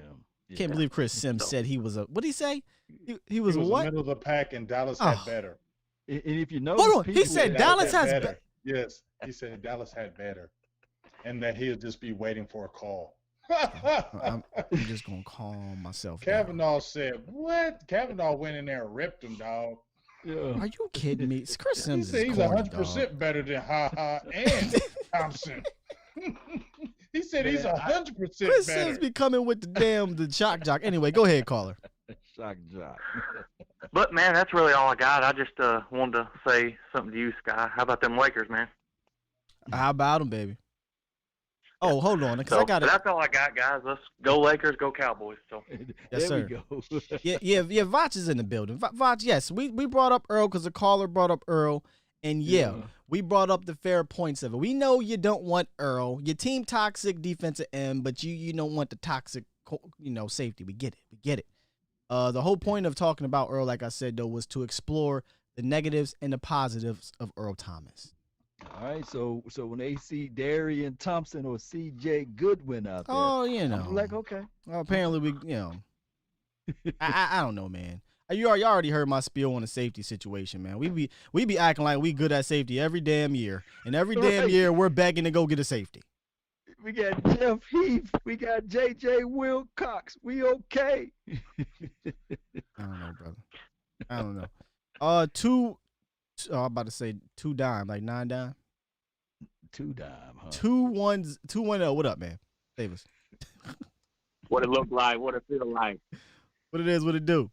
Talk to us, man. The Marvel Man. Oh, what's up, Mar? What's going on? What's up, that Wink? That Wink? Yes, sir. What's going on, big dog? Man, I was hoping your name got pulled, but you know. Yeah, man. It's What's up with Philly you, Wink? Notion, man. Trying to throw a wrench in the game. Philly Notion. Oh my gosh. Yeah, I had to get him up out of there. That ain't happening. That's not happening here, man. I don't care. We change. We have. Do you know what he would do with that right on to his change channel? Rules whenever. That he would do the most ignorant stuff on his channel with that. And I ain't he would love it. He would just bash us. No, thank you. Anyway, what up, Wayne? Right to change. Yeah, I just want to know how y'all feel about the running back room, because from what I see, man, I'm kind of loving the versatility, man. I like, we got Zeke, what he does. We got the Christian McCaffrey, Alvin Kamara component with Pollard, and now we got the Shaywell. If we want to go the Derrick Henry route, we can do that too. So that's how I look at it. And I'm looking at these Rico is looking really, really good. As Darius got a lot of burst, man. I'm kind of excited about that. Yeah, I like Anderson. Hey, dog, if we go 3, I low-key want Anderson. I like Anderson a whole lot. He's got burst. I'm kind of pro Rico for me, but yeah, Anderson look good. Even if he just do the special teams, some punts, kick returns, whatever. I like them all actually. He got some juice. Doesn't he got some good size? Does Anderson have some pretty good size too? Yeah. I don't know his size, but do you think we need a bigger back behind Zeke and Tony Pollard in case Zeke goes down? Like a more of a guy that could tote a little bit more. Wait. Let me knock on some wood. You're right. But I'm just saying, because some people think that Tony Pollard's a little dude. He's 215, 6 foot, 6'1", 215. And this is second year. He ain't little, but he is. But that dude is feisty, man. I mean, he takes some. I saw him take a couple of hits, and even he knocked him back 5 yards, and he'll find another lane and then break that off for 10 more yards. There's something about him, man. Yeah, it's like he don't go down easy even for a little guy. I mean, I don't think he's that little. I mean, 6 foot, 215 pounds. And here's the thing. He even said that he just looked little. Yeah, but see, that's the TV, because we all see him on TV. Because when we go to camp, they look smaller on TV. When we go to camp, the jokers be huge as hell. You know what I'm saying? No, I mean, just compare. When I see him next to Zeke, he just looks, Zeke only like 225, but Zeke has always been thick though. Zeke has always had a thicker type frame. You get what I'm saying? Yeah. Like you can see two people that are 225, but you can see a thick 225 and a thinner 225, but they still be the same. Thickly built. Yeah. I like Pollard, but if you listen to Pollard in his interview, he really was talking about how he felt really good. He said he felt strong. He said his body feels good. I'm really ready for, like Kyle Yeomans said, let him turn up. Let him just get the ball in his hands and let him do work. If he's on kick return, just let him get the ball in his hands like CeeDee Lamb. He's a playmaker. You got to get the playmakers' balls. So he's not a total different back than Zeke, but you saw the change of pace that he brought when they both played him, man. He's exciting. He's electric. Yeah. And I also like the addition of Skip Pete. I like the comment that he made. He's saying, do you think Zeke gets too much, workload? Y'all going to wear him down? And he was saying that it's up to the running back to stay in shape like all year round, keep your nutrition right, and you do that. Don't never let yourself get out of shape. That workload you will not wear down at the end of the season. So I've seen Zeke. You see how he came in. He was in shape like all through the all season. He actually looked smaller than last year. So I'm encouraged by the running back situation. He was like a slow starter at the beginning of the year. Yeah, he was low key coming at Zeke. He was low key coming at Zeke when he said that, because Zeke came in out of shape after that little vacation he had down there in the Cabo. Cabo. Hey, anytime Skip Pete had C.J. Anderson, kicking our tails, so I'm thinking that Skip Pete gonna have Tony Pollard and Ezekiel Elliott on point. All right, man. Yeah. Appreciate you, Wink, man. Great call. I do like that room though. Yeah, I appreciate it. Only other thing is, Law, we got your back, dog. With that little situation, we got your back. That's all I want to say about that. Man, I appreciate it. Man, these lines is Ooh, these lines crazy. Hey, listen, the Cowboys Nation Hotline, powered by the Cowboys Network, is on fire right now, man. Let me get one in here. 205. What it is, what it do? You live. What's up, man? Hey, it's the one and only Uncle Charles. What's up, Uncle Charles? What's going on, y'all? Not much, brother. What's going on, man? The universe. Look here, man. Was good. Yeah, man, let me tell y'all something, man. I think that Jerry Jones needs to kind of open his mind on this thing with Earl Thomas. You know, I don't care about him, you know, with his escapades out there. Just as long as he don't walk around but niggas with some Timberlands on, I'll be all right. But let me tell you something, man. I don't know what it is about old men. They so hard-headed, just like my dad. My dad was hard-headed, just like Jerry Jones. You know we need that man in the middle of the field to little size his feet fit. Like I tried to tell my dad, I said, Daddy, whatever you do, you need to stop eating that Taco Bell at night. You don't need to eat it. You give you problem with your stomach. Oh, don't tell me what to do. I'm grown. Until he picked me up that night from work. I said, Daddy, what's wrong with you? My stomach is hurting. I said, I need to go to the bathroom. I said, Daddy, did you eat that Taco? Yeah, I ate Taco Bell. So why you telling me? I said, Daddy, I told you not to eat that Taco. You know how you is. He said, I said, well, pull over there at that church of chicken with a rat took over it. He said, no, I think I can make it. So we get all the way up the road up there. I said, pull up the telephone booth. Let me call Mama. I said, Mama, Daddy got to use the bathroom. I said, you need to be at the door when we pull up the yard. And all of a sudden we get to the door. I'm knocking on the door. Boom, boom, boom, boom, boom. Ain't nobody came to the door. Boom, boom, boom. I said, Mama, Daddy got to use the bathroom. She said, I'm trying to find my shoes. I said, Mama, you don't need no shoes to answer the door. Come on to the door. And by the time she got to the door, he already used the bathroom now. It's too damn late. And all of a sudden she said, son, I try to tell your daddy not to eat that Taco Bell. You come on in. You stay outside. Don't come in here. You going to sleep out there tonight. You need to get in that wind and stay in it. Now what I'm trying to tell y'all is hard-headedness. You know we need Earl Thomas. You know we need him to solidify that middle of that field. So let's go ahead and make the deal. And put in there, we can't have no freaky situations going on while you're doing this contract. So bring Earl Thomas in, and I know you three kings plus the legend Buffalo Bird said bring him in, and y'all was right. In closing, I got a poem for Law Nation.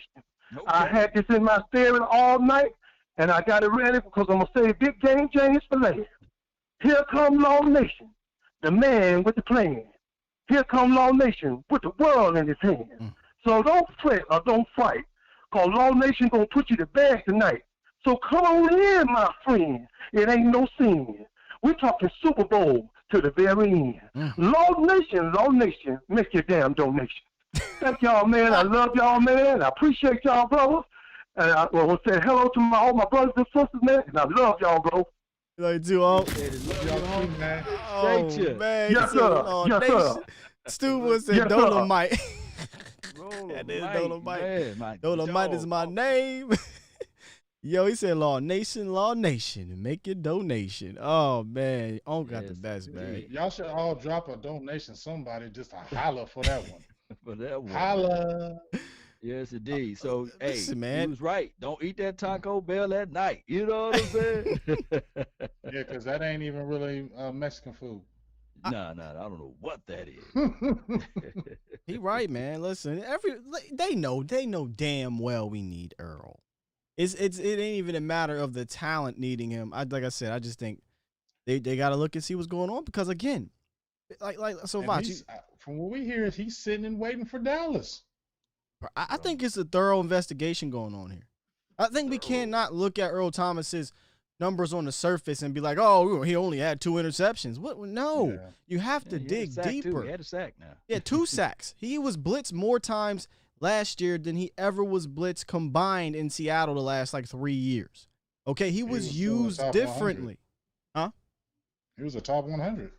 He was in Pro Bowler last year, but I'm saying we were looking at his whole stats and we're saying, oh, Earl Thomas only had this or that. You got to look deeper, guys. He was either, depending which metric you use, he was the number 1 or number 2 in completion percentage when thrown to him. Number 1 or number 2 when thrown. He was only targeted 14 times out of 500 snaps at safety. 14 times. You know what that means? That means they're not going to Earl Thomas. Had a quarterback rating of less than 25 when targeted. That means they can't complete them against Earl Thomas. Mind you, he was playing in a scheme that really wasn't his fit, but he made it work. But you know what happens? You see Earl Thomas do that little loop-de-loop he did, against Derrick Henry, and everybody thinks Earl Thomas is washed. This is not true. Earl Thomas is not washed. Earl Thomas is still an elite cover safety. So, I mean, I'm going to keep riding this until you give me a really legit reason why not to have this man for a football reason, why not to have Earl Thomas. If you so scared of the locker room that we don't even know what the hell the locker room is right now because there's so many new players and coaches, and if that's your reason, then, hey, you're more entitled to your opinion, but I'm willing to take that risk. Yeah. I mean, you got to have, when dogs show their teeth, that's one thing, but when a dog bite, for sure, that's just what it is. And I see what people said where he was voted out by the team. Here's the thing is, if they was talking about Earl last year during the season when he was late for meetings or when he was somehow freelance and what have you, then that's another story. It's so funny about the freelance. But just like what they say, what my dog Tupac said, because they fear me in the physical form, let it be known I'm troublesome, right? They didn't say that stuff when they didn't say that stuff in my face, they saying it now that I'm gone, because they fear me in the physical form. So why not say it to his face? Why wait till he leave? Just like with the Crawford situation. It would have been a different story if Tyrone Crawford left and then all of a sudden say, you know what? He tried to get into a fight with Tom Sula. I don't think that he fit well with this particular team because he tried to get into a fight with a coach. No, they met it right at that point and said, okay, they called him out right then and there. I don't like when people say things behind their backs. I just don't like that. I think that's kind of caddish to me. Some of them may have, but some of them didn't. The one dude, Chuck, I think it's Chuck something, the other safety, he said it straight to Earl Thomas on the field, and that's why they got in a fight. And then I heard he got into it with Brandon Williams and a couple other guys. Again, he just may not have been a fit in that team. Why can't we just come to that conclusion? It wasn't like he wasn't a fit in Seattle. He played in Seattle for 8 years. He won a Super Bowl. He won to 2 of them. He was the leader of the team in the back end. Like, we're acting like that all that didn't exist because it ended on a sour note because of money, not because of a locker room, but because of money. He didn't fit in Baltimore. It happens. And plus, Taco didn't fit here. Here it is. Like they say, when they're ready to move on from you, they'll use anything. Like a lot of NFL players say, there's been plenty of NFL fights, and the guys fight, and then the next day everything is good. This was a situation where they had already probably predestined to get rid of him, and they just this was boiling, man. Like this. You know what I'm saying? For it to happen. And the Ravens, I looked at a lot of their website. I looked at a lot of, they have like pages like ours where they have fan pages and they're talking out, listen to what they're saying.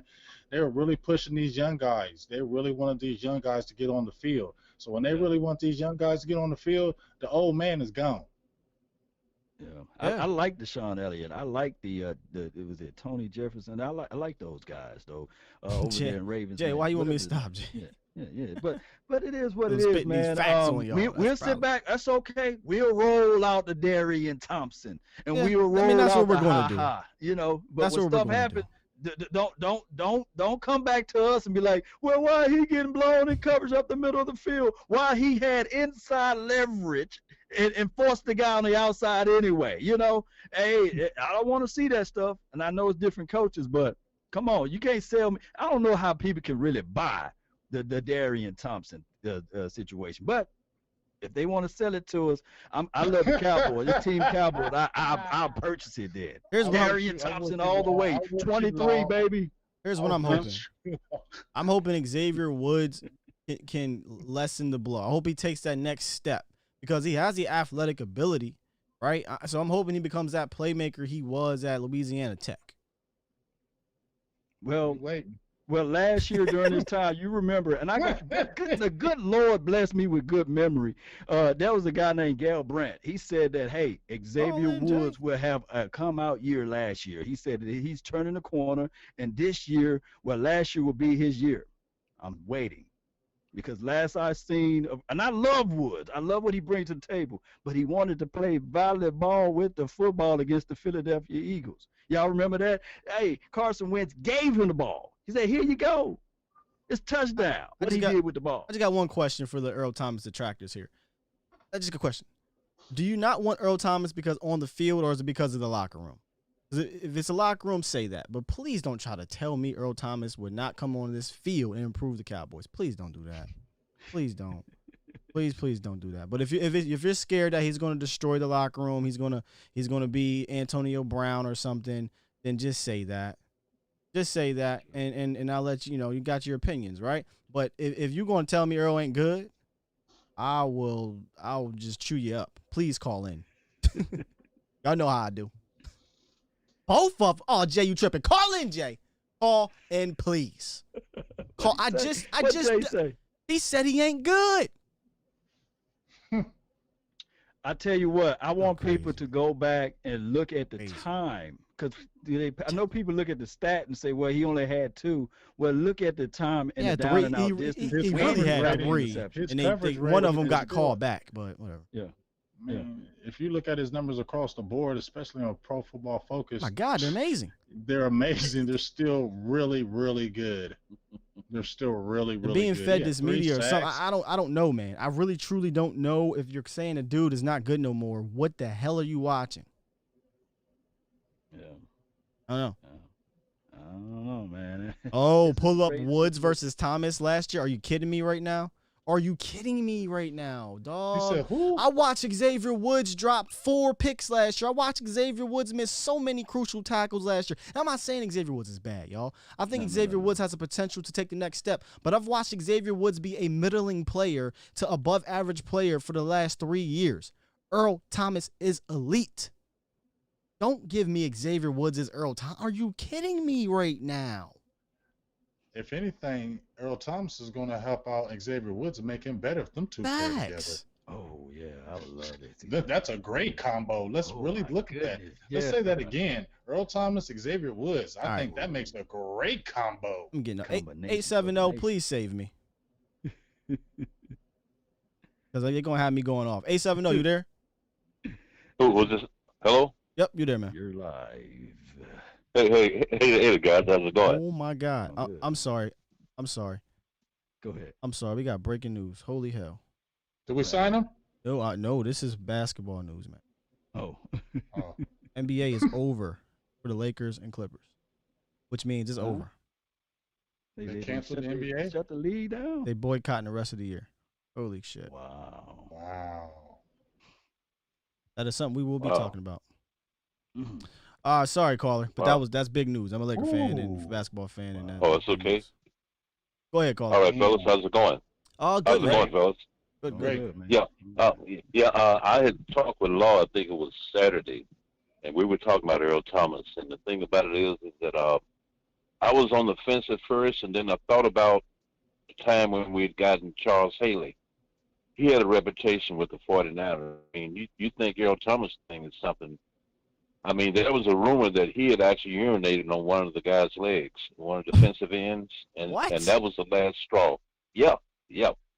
And that was the last straw. And then Dallas was able to get him so easy like that, and then the rest is history. I mean, you look at, they were dominant when they got him, and he just needed a different environment, The more I thought about it, I said, you know what, there's no angels out there, and if we can just, find a way to get him to play within the system, and, they might need a kicking behind to get somebody to make him play better anyway. So that might be a, win-win situation, I agree, man. I think it's just a matter of different scenery in a sense, man. That's how I feel. Yeah. And I got to say this too, caller.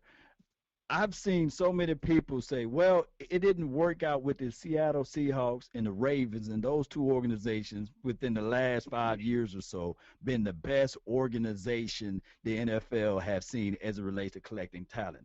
I call people that say that is BS, because if you think about it, if you remove Jason Garrett, and my bad, Jay, I know you're in the chat, but if you remove Jason Garrett from our team, your stream is disconnected. Coach, man, you would say what the Dallas Cowboys within the last 5 years as it relates to collecting talent is just right up there with those teams. Let me know, since 2016 to present day, what have the Seattle Seahawks done that's just so much better than the Dallas Cowboys or the Ravens, dare I say? They just have different. They just have a different coach. Better coaching. They've been viewed different because they got a better coach than us since 2016 or 15, whatever you want to call it, for the last 5 years. I'll put you. I'll say this. Jay's about to report us. Huh? Jay I mean, but here, check this out though. Y'all remember Corey Dillon? Yeah. Oh, good one. He was a headache in Cincinnati. They had him. Randy Moss. Where'd he go? Went right over to New England, and what'd he do? Randy Moss is another one. You feel me? Yep. So Sure don't did, nobody be saying nothing about the Patriots. As soon as they release somebody with a head case, the Patriots are on them. Don't nobody say nothing about them because they win in the organization. So why is it different for us?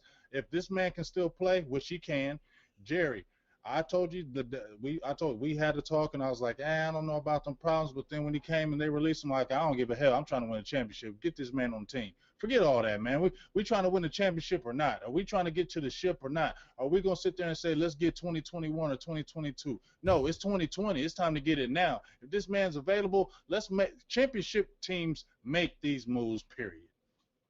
Yes, they do. And they're I think they could really use his talent there. He's got speed. He could be the quarterback in the secondary for him, And I just honestly believe he would give them a different attitude. Plus, all it needs is just a little, motivation to get going, And if they could get him back in play, that would really be something, One last thing on that caller. I'm feeling what you just said, but to my guys on the panel, Law and Steel, don't you think that Earl's going to sit back and say, man, whoever signs me, I'm about to prove to all of y'all I ain't fell off. Y'all think my game is over. Y'all think I'm done.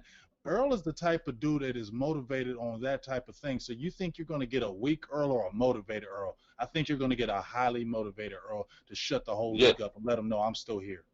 Absolutely. And plus he's playing in his home state too. So team he wants to really ball. He wants to be here. So that, of course.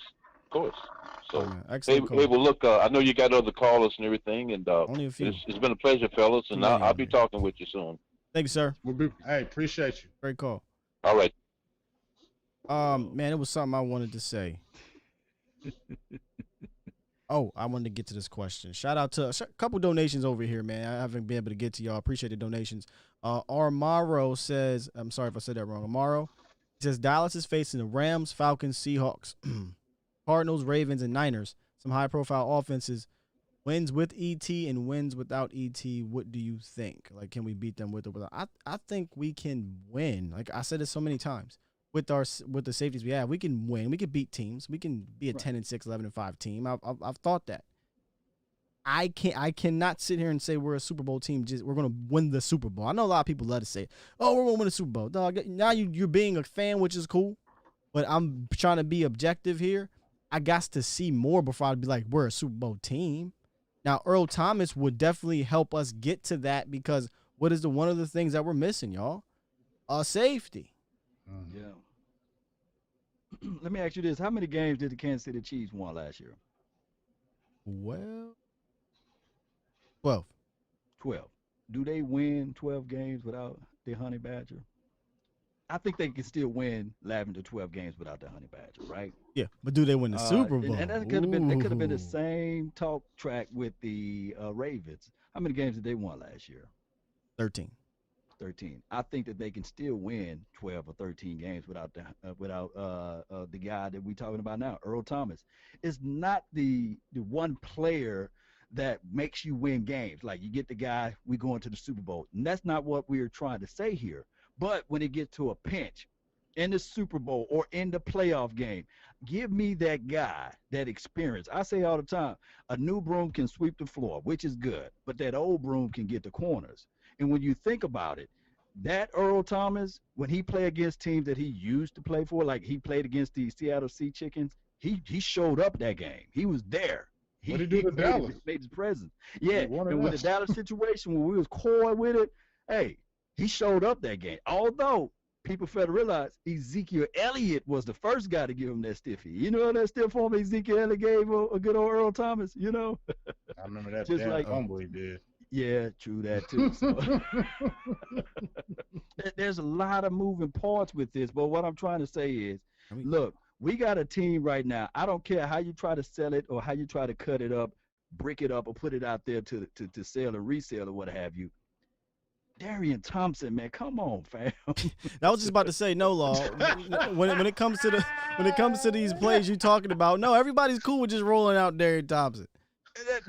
I don't know how or why, but and listen, could be Coach Al Harrison, Maurice Linguist could be just like, okay, we got something out of this guy. And listen, I'm not going to sit here and be a hypocrite. Y'all know I like the Ha signing.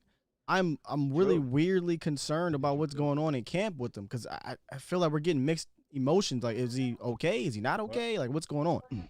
If he's not standing out and the safety position is an area of concern, then it needs to be addressed. And if you're not going to address it with Earl, then at least address it with some type of depth because can we be real, Kyle? Can we be real about our team? Are you really confident in the depth at safety? I've been saying it from day one, no matter how much I liked Ha. The depth at safety is concerning. And if Ha is struggling, oh my Lord. You're talking about we have an injury. We need to go sign somebody. Now, see, they're trying out Reggie Robinson. They're trying out Daryl Worley. Maybe one of those things work out. But it sounds like everybody that's on this Cowboys going to win the Super Bowl train and defense is, going to be, amazing. We're counting on the front seven being not just a good front seven, but an elite top 1 or 2 front sevens because you're going to need your front seven to be the Steelers of 05, to be the Ravens of 2000, to be the Buccaneers of 2002, to be the Broncos of 2012. You're going to need them to be the playoff version of the Giants in 2007. If you're okay with your back end being okay to below average, then you better have hope and like hell. Your front seven is ridiculous, is all. Yeah, and we'll find out. We go find out. Mm-hmm. All right, man. I'm gonna read some of these super chats real quick, and we'll wrap it up here. DVM says, "My boy, thank you for the donation." He says, "My boy, a Washington fan, and he swears they have the best pass rush in the division. I told him to keep sleeping on Griffin and our boys. Oh yeah, we definitely upgraded that pass rush, But we said on the other show, where do we rank our pass rush? I think I want to let the season do it. Because the Eagles got a good one, Washington got a good one, we got a good one. Let the best man win." Yeah. Somebody said, please. All right, look, we got one more. 469 for your mind. 410 to one more. 469 for your mind. What it is, what it do? The text. I know it's coming. I know. What's good, fellas? How y'all doing How y'all doing tonight?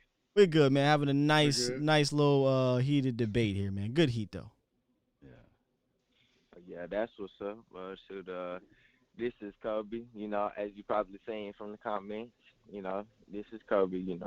Always coming in. What's up, Kobe? Light up the comments sometime. And I ain't talked to y'all boys in a minute, but with this whole, coronavirus 2020 type of year, I just hope you guys and you guys' families are doing all right, doing okay. Thank you, sir. And everybody staying safe in these uncertain times, but let's go ahead and talk some of these Cowboys, though. Yeah, appreciate you. Appreciate that, man. I really do. Oh yeah. So, I know it's so many interesting storylines, throughout the Cowboys now, 2020 season. I mean, whether if their D-line is going to be any good or the secondary is going to be a problem or if the coaching staff is going to click with the players or Earl Thomas, it's so many things. But, what's really sweeping under the radar, I kind of feel like I just want to touch on these little topics. But Tristan Hill, coming out, Vouch, another big-time Dallas Cowboy community member, he, went on the record saying that Tristan was a good, really good prospect coming out, and he could really flourish. Rod Marinelli kind of threw him to the side. Some of the reports say, especially it was a do-or-die year for the Jason Garrett, and, it couldn't really help him then. So, they just kind of swept him under the rug a little bit. But, now you got a refreshment in Jim Tom Sula, who made habit of, getting those troubled players of the past, getting them to superior levels, a.k.a. an Alden Smith. So, now you see all these reports about Tristan going off in camp. You know, he's doing real good. You know, he's beating some of these second and third, you know, interior linemen. So, you know, and now the blue and white scrimmage is coming up. I just want to see, what are you guys' thoughts on, you know, what we might see from Tristan? Because I feel like he's going to be really, really good. I mean, I don't think that, you know, he's not going to be, you know, no starter, you know, no day one starter or anything like that, but he's going to really show growth. What are you guys' opinion on that? Well, it sounds like he is showing growth. Brandon Tucker was on the show yesterday, and he said that, you know, Tristan he's growing. He looks good. He looks fast. He looks stronger. And I personally think, Law and James, that, you know, Tristan's going to have a better year. I don't know how much better, but I think in his second year we'll see a year or two improvement, especially with this coach, Jim Tomsula. Yeah. Well, I've always liked Tristan, and you know, I've been, especially this year, like, let's not throw him away. Let's not throw him away. I've really been preaching that. I can't lie. I love Ed Tutal-Jones. That's my dog. That's 72. But that 72 looks good on Tristan Hill, and he said he really liked that number. So maybe the aura of Ed Tutal-Jones goes into your body and your soul, and then it metamorphosizes onto that field, because everybody's pretty much said it's never been the talent.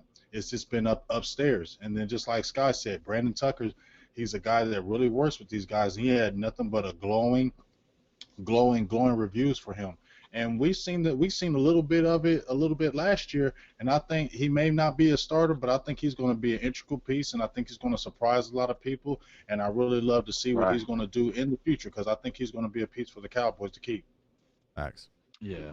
And then all of last year he had a communion cup size of snaps out there.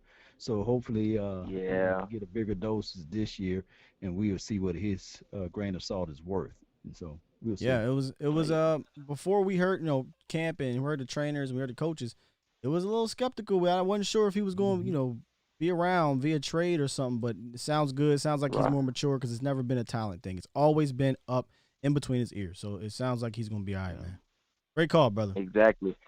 And, I'm sorry. I just wanted to touch on this one more thing about Tristan, because, you know, I know, he's kind of really slept on, you know, because of the more big names. But, you know, I went back today because, you know, I'm a real Cowboys enthusiast. You know, I'm not some of these fake fans that, you know, really just come around here, you know, for the wins or anything like that. I've been here, you know, for the longest time. So, you know, I really try to study these players. And you go back and look at Tristan's film from this year, and, you know, he played the one tech. He was out of position, and he was coming out of college, UCF, and he was actually staying with these grown offensive line men that's, you know, in the NFL today. I mean, you go back and look at his film, you know, he showed some real promise.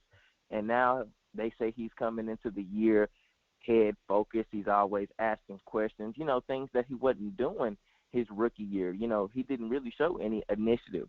But now he's coming into the building head down, you know, trying to learn from these guys. And, you know, he came in shape, you know, more in shape than he was his rookie year. So, you know, it's going to be real interesting to look at. And, yeah, he's going to possibly climb up the charts, you know, very quickly with this blue and white scrimmage. Indeed, brother. Indeed, man. Appreciate the call, man. Salute, bro. Yes, sir. Good night, y'all bro. boys have a blessed night. You too, man. You too. You too, man. Appreciate it, man. All right, man. Woo. Great show, man. Great show. We're going to wrap it up here. Go ahead, guys. Take it away before we head out here and give you salutations. I know you already got the text, so. Sorry, Jay. We can't take it, brother. We can't take it. I mean, if that's you, 2948, we can't take it right now. I love Sky. That's my dog. Stick around, though. I'm dropping. Stick around for the premiere. I'm about to drop this premiere here soon, but go ahead, James Law. Oh, I just want to just give a shout out to my dog, the Ninja. That's my homie. Is it your birthday today, big dog? I think it's your birthday today.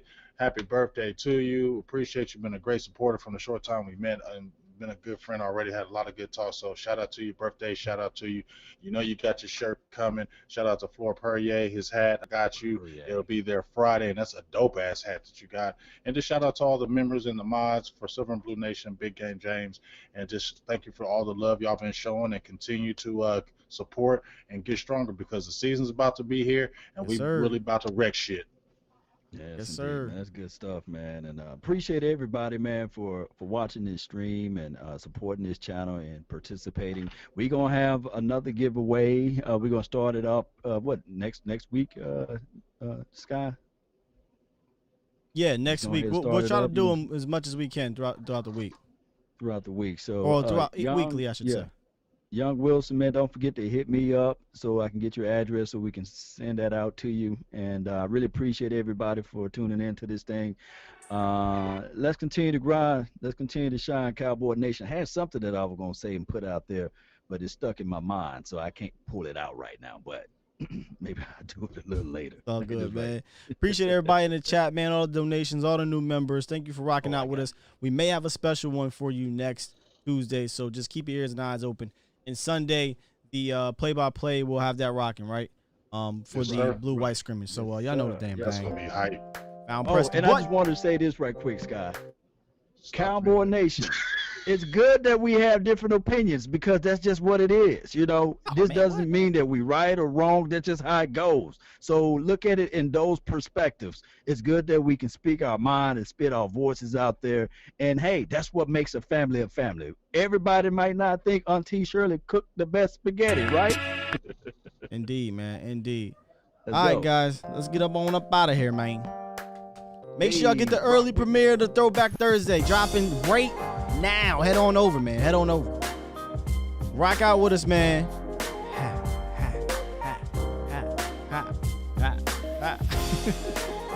This time I'm gonna make sure I don't hit the button where they see everything going on. Love y'all, man. Great show tonight. Peace.